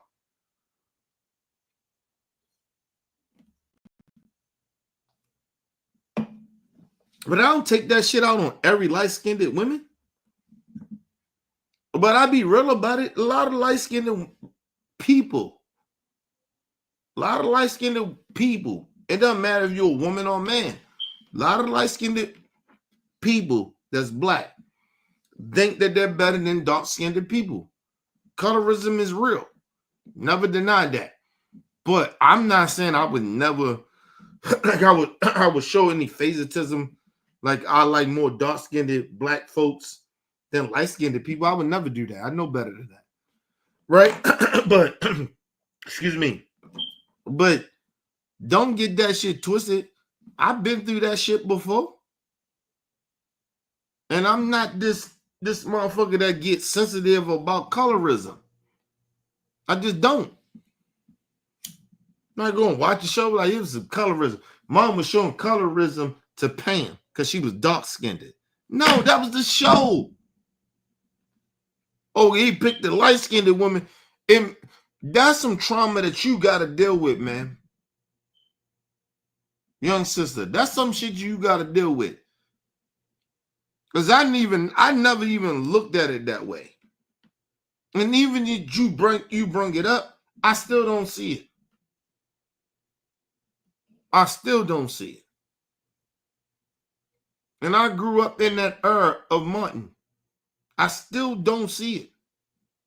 And I'm not trying to act like I don't care about. I'm trying to look at it from my point of view. But I don't see that. I grew up in that era. No, that's not. I don't think that's what Martin was trying to do. On some colorism shit. That wasn't what that was.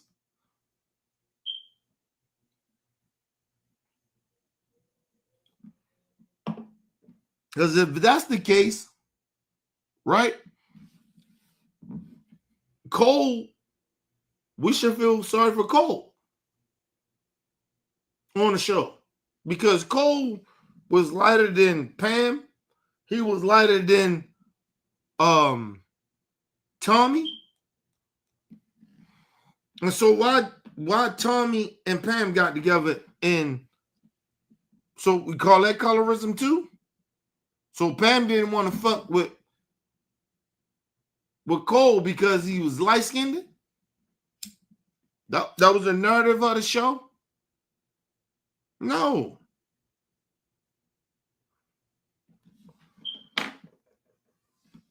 That's some shit you be on some other shit. You think Cole was stupid.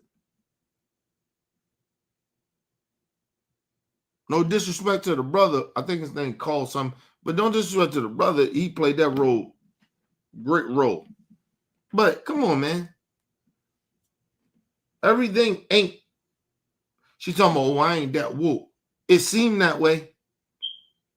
You going a little overboard. A little overboard on some woke shit. You're talking about Martin here. Nobody even ever think about it. Nobody even bring that shit up. Nobody.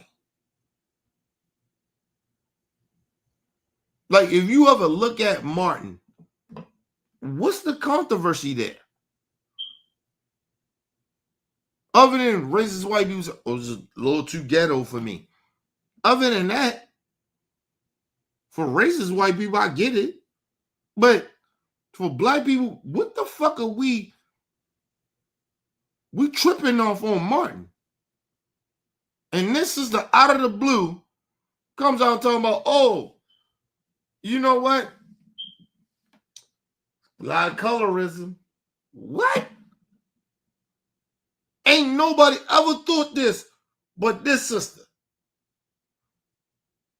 Come on, man.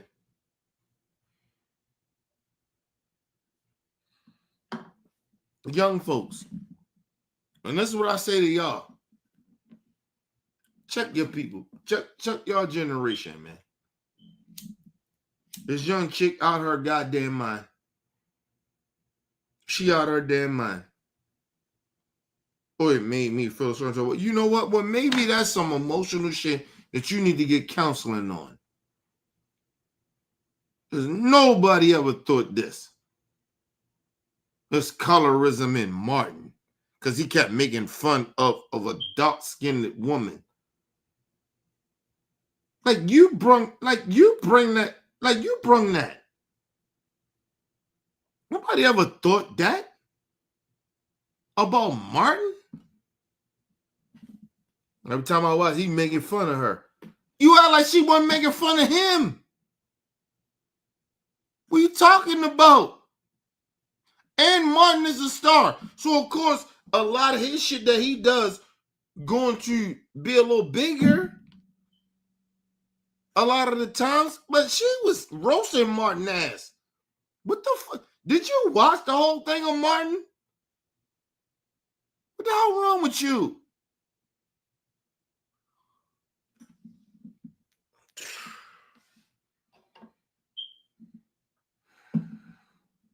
Let's move on, y'all. Let's move on. While I feel like this show is incredible, and I feel like Martin is a legendary show, and all of the actors and Tommy and like everybody, like legendary, amazing. Like I adore them all. Like you have no idea, and I adore.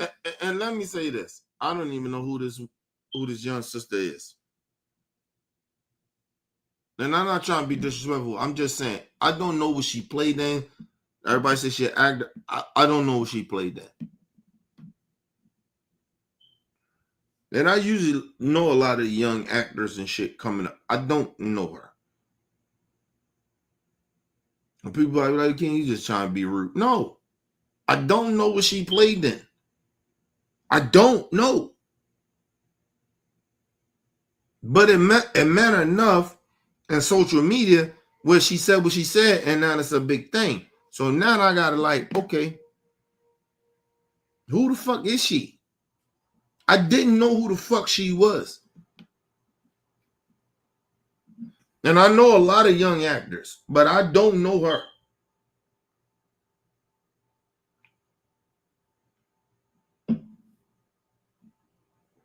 Let's move into this shit, man. Martin, like, I adore him. It just would piss me off, like the joking on Bam. I just didn't like that, you know? Like, I'll always kind of feel a way about that. Time out. And that's a personal issue. You need to get over colorism. Young sister, I said I'm a Carmelo nigga, right? But I can get dark, right? I think I'm even darker now because I've been out in the sun, right? So that's some personal shit you gotta deal with. I had to deal with it too. I go to counseling, I talk about colorism and shit like that to my counselor. I do that to the people, to my therapist and shit. That's some personal therapist shit that you gotta deal with. You act like you the only person that dealt with colorism. My sister, like seriously, I dealt with colorism before. Like if I stand, like I've been in the sun a lot, and I'm still gonna be in the sun a lot. But I guarantee you, I get lighter once I not be in the sun and seasons change. I get lighter. Okay? If the sun shine on me a certain type of way, I got my light on here. Sunshine. If I turn this bitch off, I look dark. You want to see it? Okay, here we go.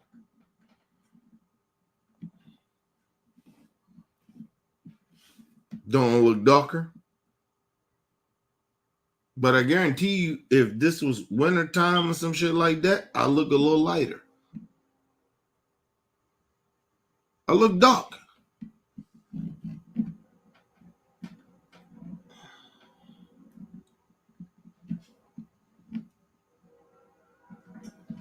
Stop acting like nobody else dealt with colorism. You need counseling. My sister, my young sister, you need that. You sitting out here, son, about Martin? Are you crazy? They were showing colorism. Please tell me, oh, I ain't that woke. No, you sound too woke. You gone off the motherfucking hinges.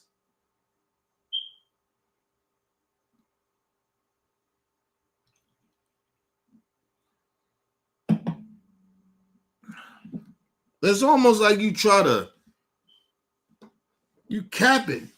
You trying to go viral. Like you ain't even talking to motherfuckers, man. You just making up shit. Well, that's how I feel. Okay, well, we feel a lot of shit, but ain't nobody sitting out there feeling that bullshit. But anyway, this is Martin, man. It's a classic shit. Now you want to make this Martin his shit. Oh, I love Martin. But do you really? Why you out here trying to act like Martin showed colorism? That's bullshit. Ain't nobody ever, you think about it, ain't nobody ever said that. But this sister. Come on, man. Let's move on. Man, you say whatever you want to say, motherfucker. You say I'm drunk, but tell me I'm lying or what I'm saying. Shut your goofy ass up. Tell me if I'm lying. Matter of fact, do me this favor. Since you motherfuckers, I'm drunk or whatever, right? Because that's the first thing you bitch ass niggas want to go to. Right? Or you bitch ass motherfuckers want to go to. You want to laugh, joke, whatever. It's like, okay. Bring your ass in here. You see the shit strolling through that. Call in and debate me on what I'm saying. But you won't do it because a lot of y'all are bitch ass motherfuckers. So stop getting in my chat. And listen, and I'm gonna say this very honestly from the bottom of my heart. I wish you motherfuckers stop coming in here. I wish you would. Because you ain't really like that. You don't really want to have a real conversation. You just come here to just try to have your name up there. My name was up there on OBF the network. I came there and said what I said. It made you feel good about yourself, but you ain't gonna say nothing to me that you gonna win. I guarantee you that. Not because this is my shit, because if you can win with your opinion, I give you props on it, but you can't do it. Because y'all talk stupid out your mouth. Just like you stupid motherfucker. Or you drunk. Okay, nigga, I'm far from drunk. I drink because I drink. I'm fine. But if you want to debate me, matter of fact, debate a drunk. Debate me. I'll let you speak. Let you say everything you want to say. Let's do the debate. But you can't do it. Because I'll blow you motherfuckers out of the water. Because you stupid. So stop acting like, oh, it's me. I'm drunk. Of course, that's just your narrative. Oh, he drunk. But I guarantee you, if I'm that drunk motherfucker like that, it will show when you debate me how drunk I am. But you won't debate me. So stop talking. And stop coming in my fucking chat. And stop talking in my fucking chat like that, like you like that. You not. You can't do shit with me. Understand that. I'm the drunk, but like I told you, if I'm the drunk, I'm the drunk, right? Call in and debate me and show me that I'm wrong. I guarantee you. Because listen, if I don't let you talk and I do all the shit, oh, he ain't gonna let me do this. No, I'll let you do. I'll let you do it. But you won't do it because I'll blow your ass out of the frame. Because y'all ain't that damn bright. But I'm the drunk. So you try to put that in the chat. Oh, he's stupid because he drank. I drank, nigga, I'm fine. I told you. If I'm not fucked up, nigga, I cut this motherfucker off. I'm too buzzed up, I cut it off. But you can't debate me because you know better. Because I'll blow your dumb ass out the water. You stupid. And I stand on that. You put little chats up, you put up. Oh, he a drunk. You try to make it seem like, oh, he just a drunk. He don't know what he talking about. But tell me when I ain't talking about. Come debate me. You can't do it. So shut your dumb ass up. So I'll blow your dumb ass out the water. Stupid. Stop putting shit in my chat. You put it there because you want to feel better about yourself. But like I told you, you can't outdo me. Because you ain't got no knowledge. All you try to do is insult. That's all you do. You stupid son of a bitch.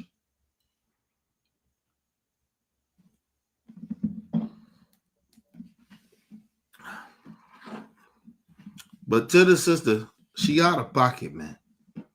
Come on, people. Give me 1 second. Because I want to give motherfuckers, matter of fact, I'm going to give motherfuckers the opportunity to call in. Since they want to put shit in the chat, I'm going to do it again. Like I said, they can't come in and call and talk in because they know better. When they come in and call in, nigga, I will embarrass them. Oh, I'm the drunk. My you said. He said in the chat, right? He said, what'd he say? You drunk already. LOL. I'm drunk. If I'm drunk, I'm drunk. You should be able to come in here and have a conversation with me and blow me out the water if I'm a drunk. But like I said, I'm gonna give motherfuckers a chance. Give me 1 second, people. Let me get the phone.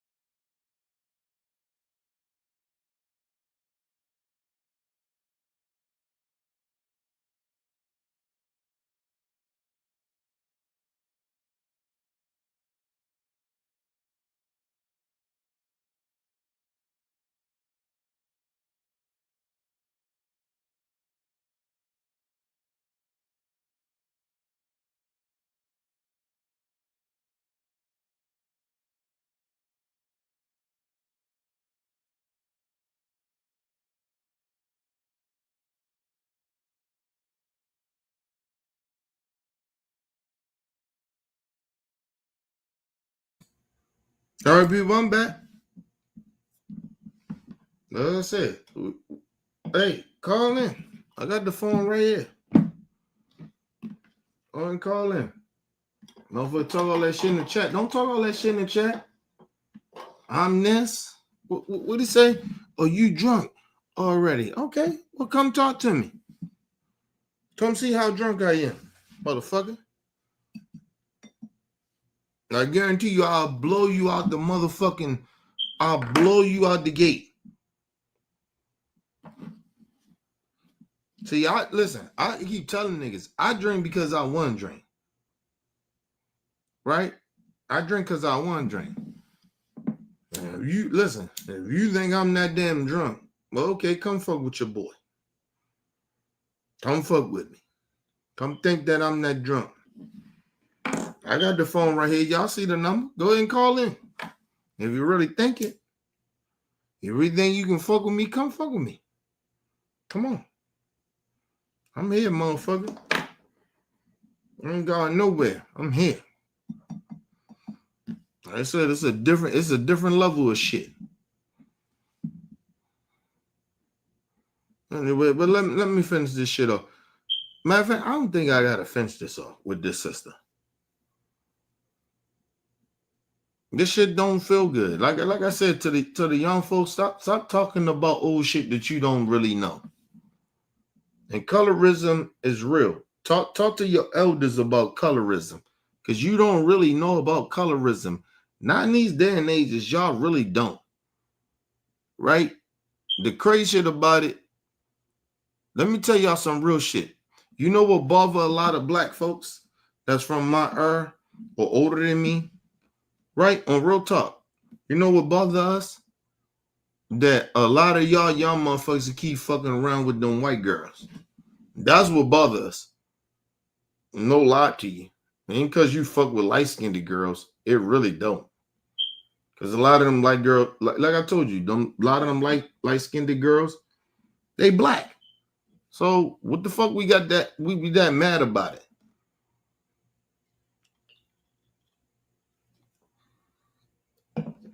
A lot of problems we have with black men and women. We got a problem with you motherfuckers fucking with them white girls and fucking with them white boys. That's the problem we got. As I told you, that comes with a different type of motherfucking energy. It's not because listen, I can say somehow people are a little bigoted, right? But a lot of us, no. It's not because of bigotry. It's just because we understand the consequences that come behind that. That's a whole nother different level. We've been dealing with this shit from way back in the day. The shit y'all deal with that shit with dating outside your race, that shit been happening.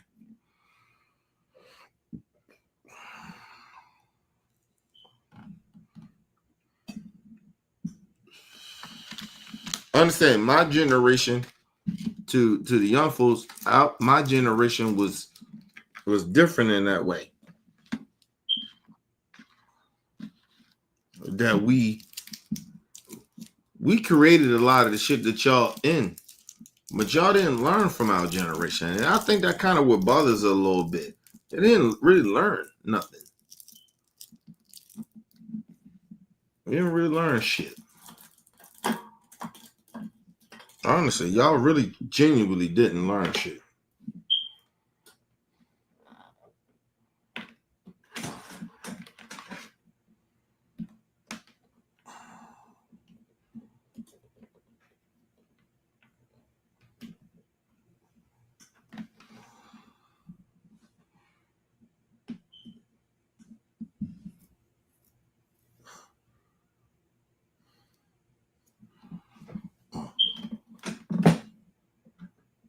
Uh-huh.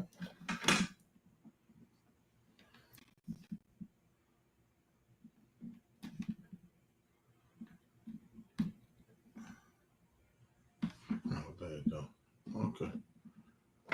Yeah, go and call in. We here. I'm in. Waiting on y'all to call in. Come on and call.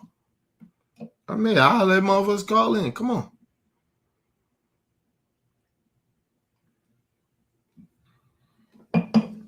I'm out here, man. Like I said, a lot of motherfuckers got a lot of shit to say in them chats, but they don't want to call in. Like I said, what's up with you? Come debate me on the shit I'm talking about. I'm open for it today. I'm on some other shit. Usually I wouldn't give a fuck, but today I'm okay. I'm cool with it. I'm okay. I'm cool with it. Tell me where I'm lying. Tell me where, whatever. Oh, Kenny tripping. Oh, he too drunk. Okay, tell me when. Tell me what it is. I guarantee you I'll blow your ass out the motherfucking frame. Oh, goofy ass niggas.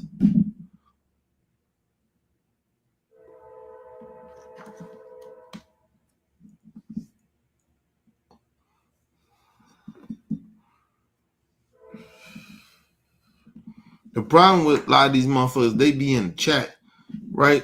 The crazy shit about it, a lot of them ain't lived long as me. I know I look young a little bit, but these niggas ain't lived long as me, so they don't know shit. And then they try to think that, oh, I don't fuck with the young niggas in the new era. Oh no, nigga, I'm good with the new era. I fuck with the young niggas.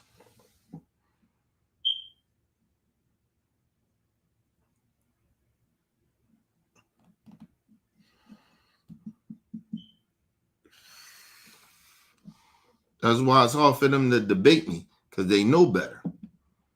Because like I said, nigga, I listen, I got nieces and shit. Right? I got god kids and shit, nigga. They live in this earth, nigga. Like when I need to know certain shit and I don't know shit, nigga, I call them. I got young niggas I fuck with. OBF, I fuck with them niggas. I don't know shit. I call them. Hey man, you know what I mean? But usually I know a lot of shit. Cause like I said, I got nieces and nephews and shit, god kids and shit. Nigga, I talk to them, nigga. They let me know shit that I don't know. With this new shit, I get it.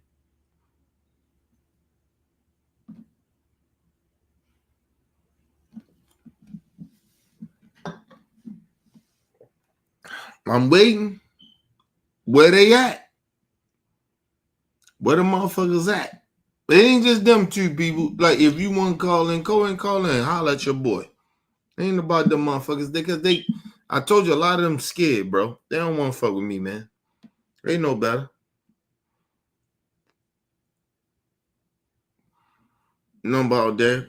Call in, people. I'm here, man. Them niggas don't want to do that shit. They don't want to fuck with your boy. I'm telling you. I hurt their feelings.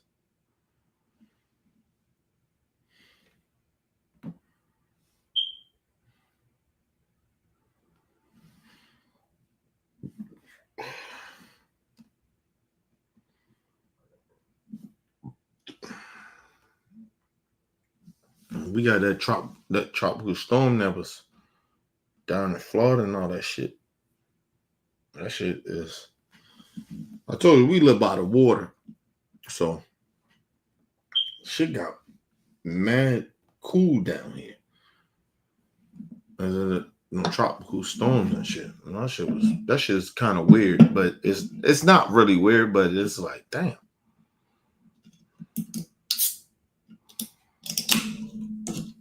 Go ahead and call in, y'all. I'm here, man.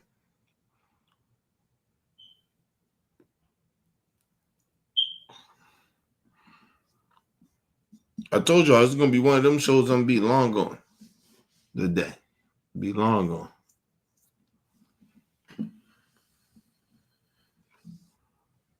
All right, nobody calling in. Let me go to this shit right here. With Ray J ass. Since nobody want to call in, that's fine.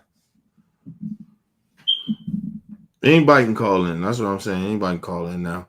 Because we know them niggas ain't going to call in. Tropical Dragon Passion Smoothies. Oh, shit. Hold on, y'all. Give me a second.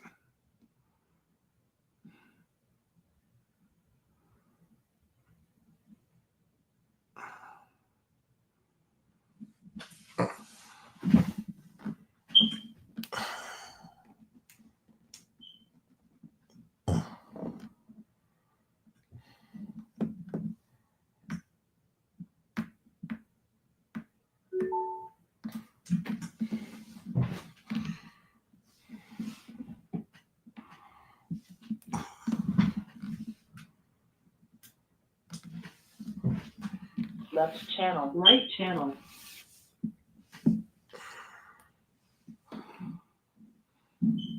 You just right, y'all ain't invited to our shower stream. Just fucking, just on my side. Shower stream? Yeah, I'm doing a shower. Well, Kai got mad because I told Kai I want to take a shower with you and stream with you and ISO speed in the shower. What? Yeah, bro. I'm like, bro. I want to take a shower with y'all niggas too. They're like, yo. Hold on. What's your sexuality? Just ask me about Amber. I'm asking I have shout out to the gay agency. I'm shouting out to the gay agency. Actually, the gay agency's here. Dumping D, The Rod. Let me say that. That shit is weird. Let me just put that out there. Listen, Ray J saying some weird shit. Let me say this. I have gay people that's friends of mine, gay family members that I'm close to, love. Right? Listen, I got a gay homeboy that is a doctor. Okay? Listen, hey man, I'm not trying to do no fucking gay shower with him or his. We don't, nigga, we ain't on that. Like, what type of weird shit y'all on? Like, I ain't on that. What the fuck is Ray J talking about? My gay friends. That don't mean shit. That's almost like, yo, white people saying, oh, I got black friends, so I can call them niggas. So that makes it okay for you because you got gay friends that you can start saying some gay shit. And you supposed to be a heterosexual man, but you be like, oh no, I take gay showers with gay men. No, I don't take gay showers with gay men. And there's no disrespect to gay people, but I would never do that with them. I respect them being gay. They do their thing. I'm not okay with the gay shit or some of the gay shit. I put it that way. I ain't cool with some of that gay shit. And first of all, I'm not taking no shower with no man. I don't give a fuck if they gay or not. You ain't got to be gay. I'm not taking no fucking shower with no man. I want to take a shower with a man. What? I'm a heterosexual. Why the fuck would I want to take a hetero? Listen, nigga, are you crazy, nigga?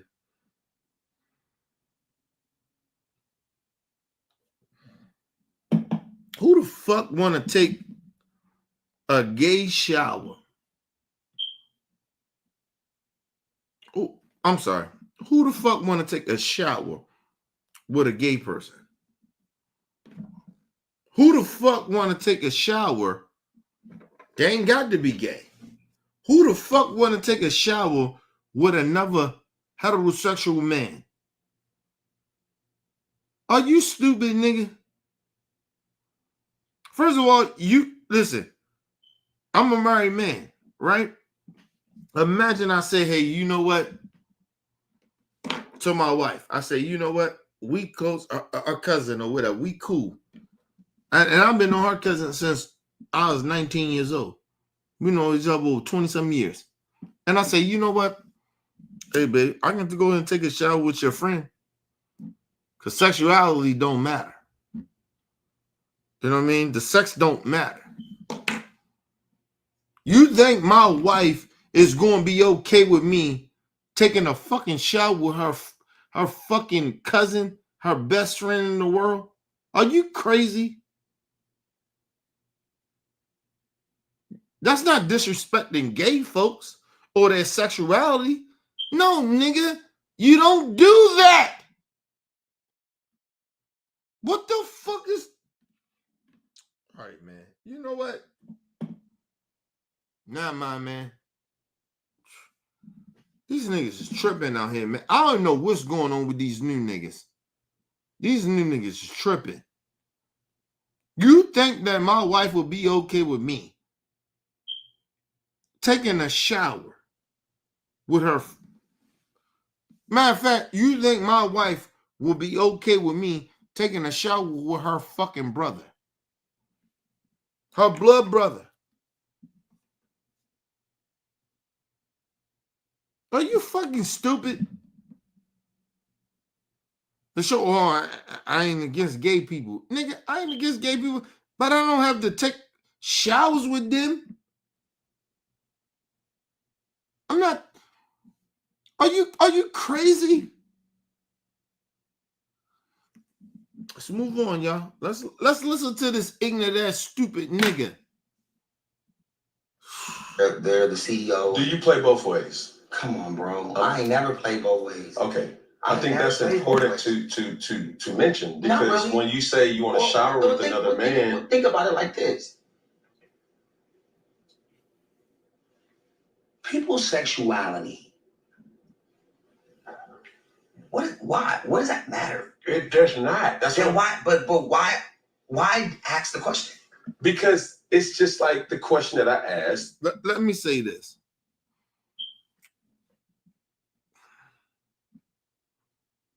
As a heterosexual man, me, myself, I ask that question all the time.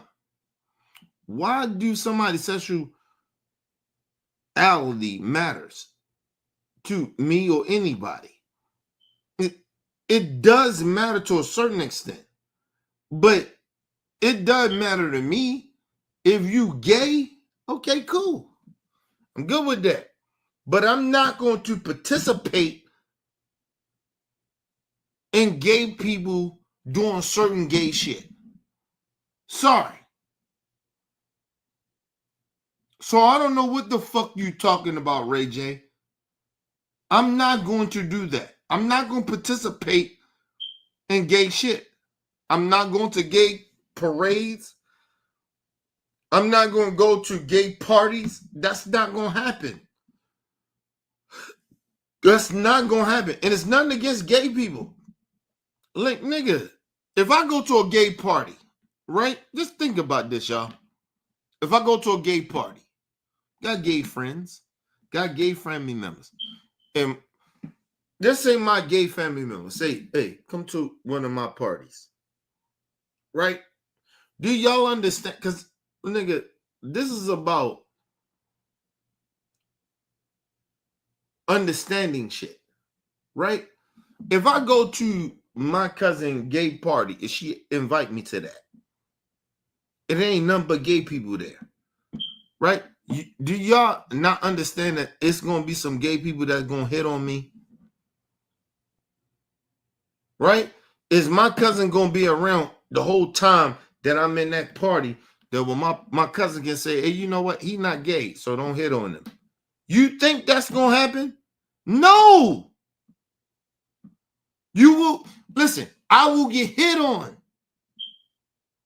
They are going to try to, some gay people that, I'm not blaming them, I'm not mad at them. I'm just saying they are going to try to holler at me. It's going to be some gay people there that's going to find me attractive. It's just real shit. So why the fuck would I go to a gay party? Is my cousin going to go around and say, you know what, you can't holler at my cousin? Do everybody know when she said or whatever? You can say whatever you say. Motherfuckers get a little buzzed up or whatever. You think them gay motherfuckers going to remember that? We in the party. So a lot of them gay folks going to be like, oh, he look good. I like him. And I'm cool with everybody. I'm being friendly or whatever. You think that you're going to really not try to hit on me? See, I've been in these situations before. So I'm just saying, you really think that they're not going to hit on me? What the fuck? Because I know gay people. I respect the gay community. Of course I do. But that doesn't mean that gay people are not going to hit on me. Are you? This is what I'm saying, man, about stupid people. Ray J is stupid. The fuck wrong with you, bro? I've been around gay people probably more than you. I grew up with a transgender. I grew up with gay people. What the f you talking about? Nigga, I know. That's why I don't go to gay parties. I don't go to gay parades and shit like that because I've been to, listen, let me say this. I've been there. I've been through, I went through that shit before. Mad uncomfortable. And it's not like the gay people was trying to turn me gay or nothing like that. But nigga, they don't know that you gay or not. They don't know that. They don't know that you're not gay. You go to their functions and shit like that and you hang around them like that. Nigga, they assuming that you're gay. And they will hit on you. It's like a man. If a man is in a situation, regardless if it's lesbians there, you think he ain't gonna hit on lesbians? You go to a gay, you think a man ain't gonna hit on a lesbian? Are y'all crazy? Are y'all stupid, man? A heterosexual man, you think he ain't gonna hit on a lesbian? There's women there. You think he ain't gonna never hit on one, or two, or three, or four, or five? Are y'all crazy? No, man. Listen.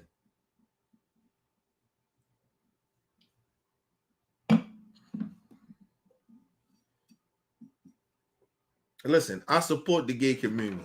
They already know that. Listen, man, I got cousins and shit that was gay. I got a cousin that's transgender. Nigga, I ain't never anti-gay. I let gay people be who they are. But I always make that shit very, very clear. I'm not coming to certain shit as a heterosexual man. I'm not doing that. I've been there. I've been in those situations where gay people hit on me.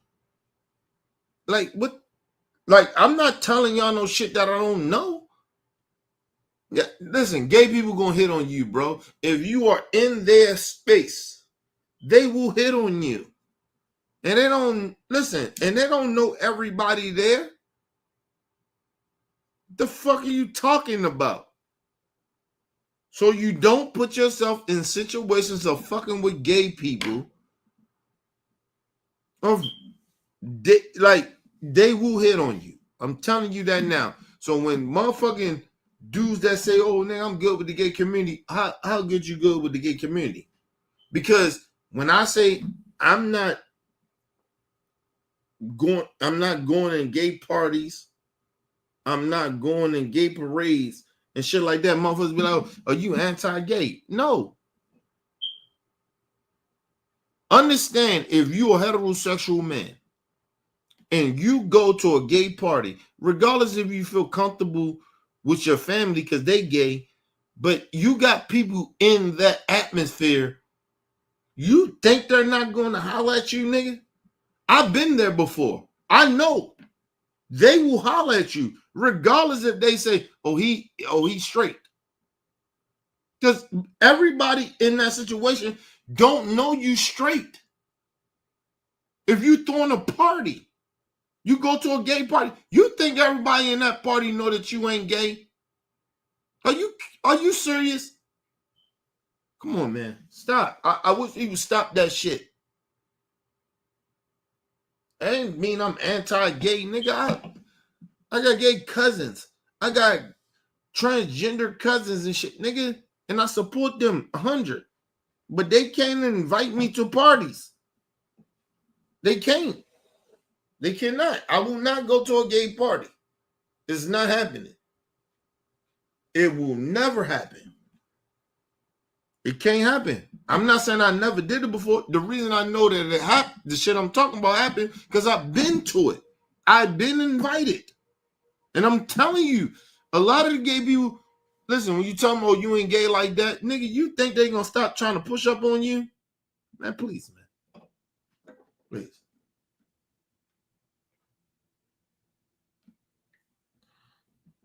Well, I ain't gay. I don't roll like that. You tell them all that else shit all you want. You in the atmosphere of them.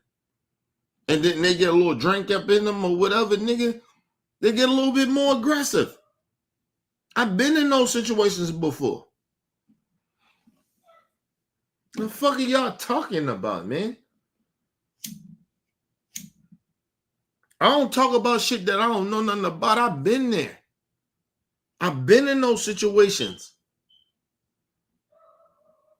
Motherfucker sitting there talking about, "Oh, kid, that mean you gay." Nigga, please, man. Never been gay, nigga. My wife ain't said I was gay. I'll tell you that. I've been married over 20-something years, so I'm gay. And like I said, nigga, I'll be honest about gay encounters or shit that made me feel uncomfortable. I always be honest about it, so I'm gay. I put my shit out there, so I ain't never gay. But like I said, I don't give a fuck who you are.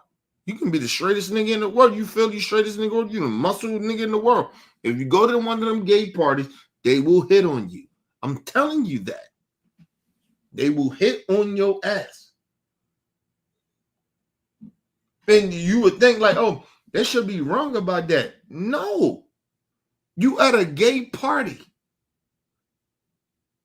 where they thinking everybody there is gay. And then you throw on top of them motherfuckers being intoxicated. Right? Imagine you intoxicated. A woman say, hey, you know what? I don't like this nigga or whatever. Right? How many heterosexual men that try to holler at a woman when the woman turn them down? What's the difference? What is the difference? There's no difference. You motherfuckers getting this game twisted.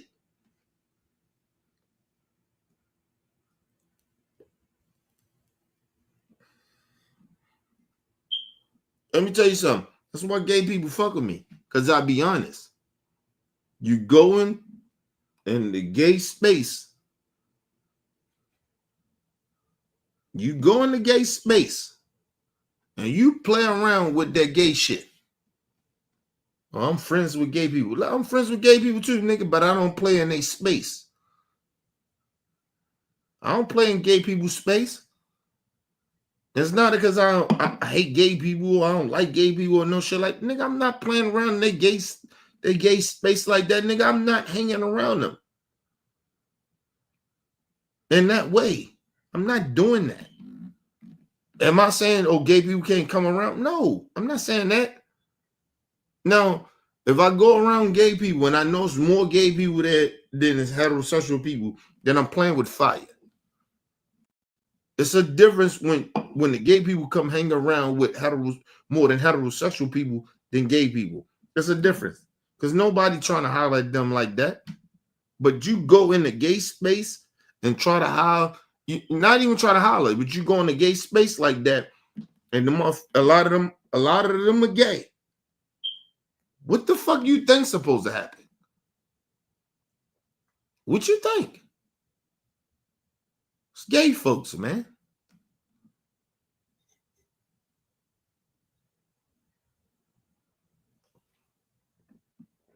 It's like, oh, you anti-gay. Nigga, how the fuck am I anti-gay? When I say I have no problem with gay people. My problem with gay people, they need to understand, I can't be in y'all situations. I can't be in that. In some of y'all situations. I can't fuck with gay people like that. I can't go into y'all parties and shit like that because I'm going to get hit on. And like I said, it's documented, right? And I got the history of it. I've been in gay spaces where these motherfuckers hit on me. I tell motherfuckers I'm straight. But imagine a straight person the whole night. You go in there and tell a motherfucker, oh, I'm straight. I'm straight. No, I don't get down like that. But every time you turn around, you got to keep saying that. I don't want to keep doing that shit. I don't want to keep, first of all, as a heterosexual man, I don't want to do that. But then number two is that I don't want to hurt gay people feelings either. Like I'm against them or some shit like that. So it make me feel both ways in that way. Fuck is you talking about? I don't want to do that with gay folks. But like I said, like, you know, that's why I never go to gay parties and none of that shit. For what? And listen, if a gay person say, oh no, that won't happen where I'm at, and when I do some shit, they lying. That's like a motherfucking heterosexual person saying, if a gay person come to your shit, ain't no heterosexual person gonna ever holler at them. That's a lie. It's a fucking lie.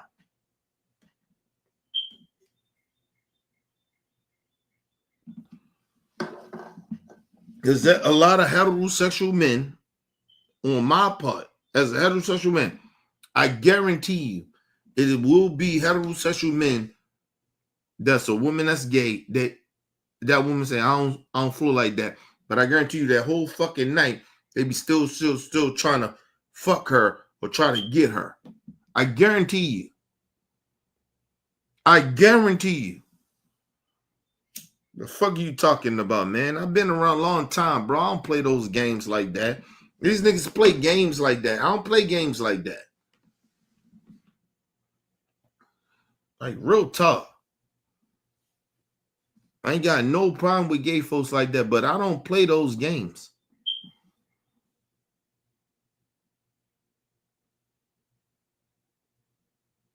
Motherfucker says any boxing match is good this month. No, it's actually not.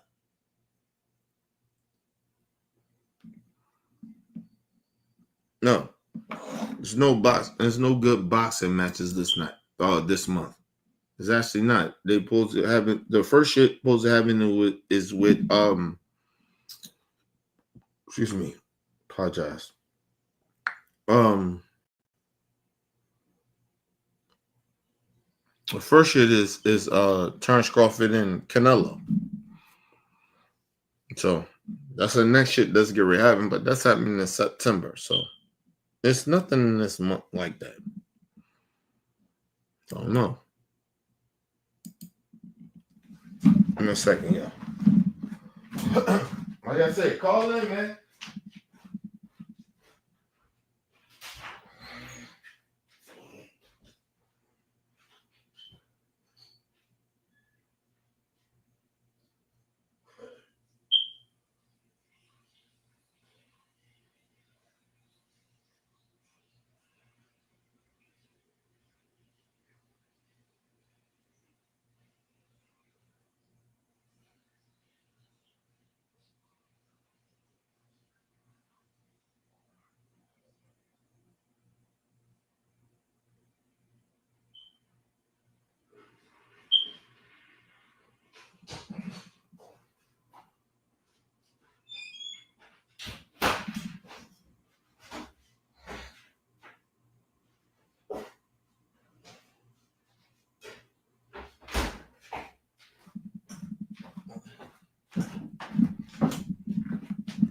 Come on, y'all. Call in, man.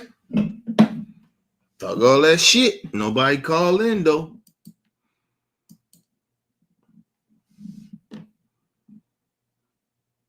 Oh, man. Y'all got about, what we got there?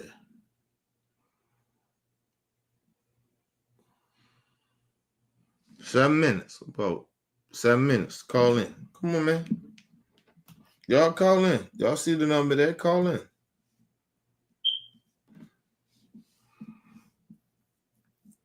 We here, man.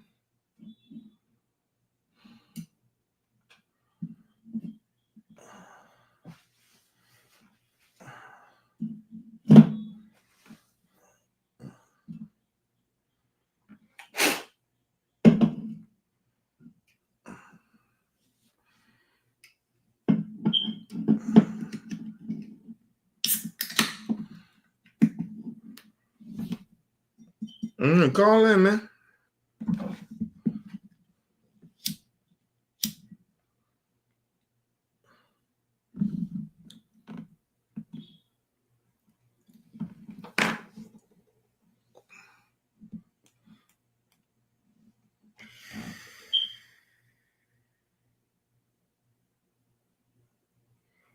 Don't be scared.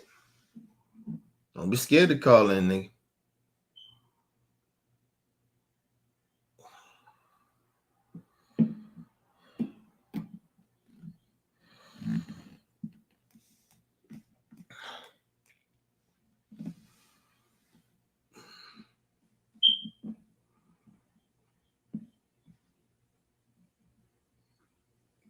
Motherfucker scared, huh?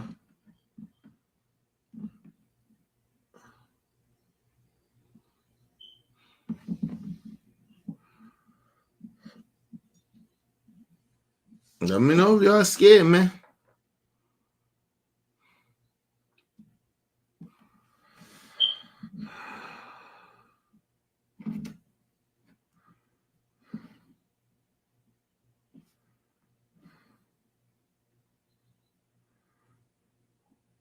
Oh, y'all can text me too. Let me know if y'all trying to call in.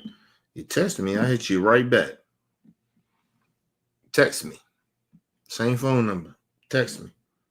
If y'all can't get in, because sometimes people probably call in at the same time. So that do happen too. Yeah, man.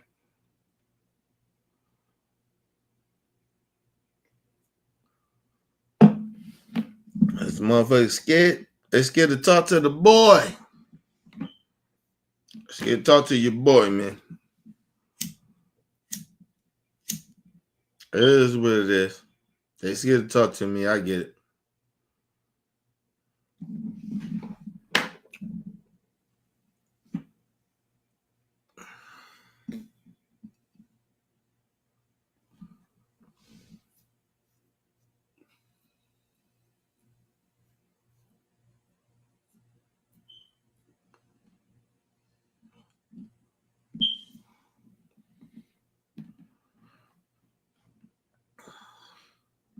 All right, y'all got 4 minutes.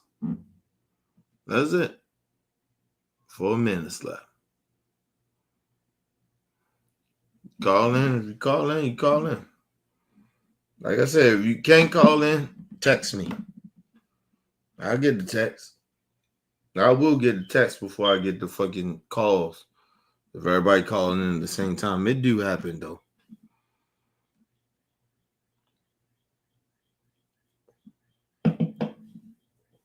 Motherfucker's scared, though. I'll tell you that shit.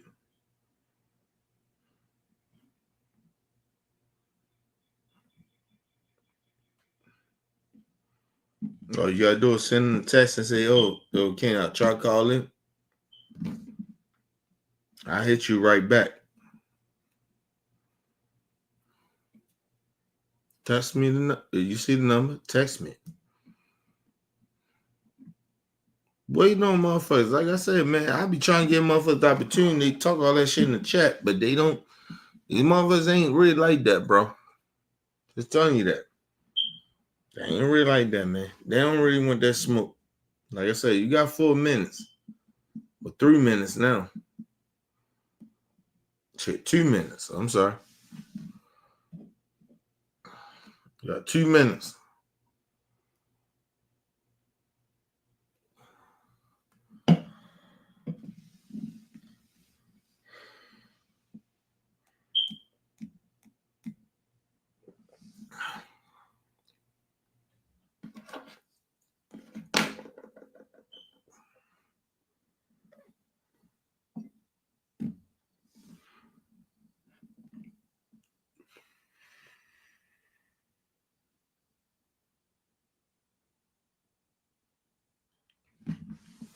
And I want to say this. Ain't no man,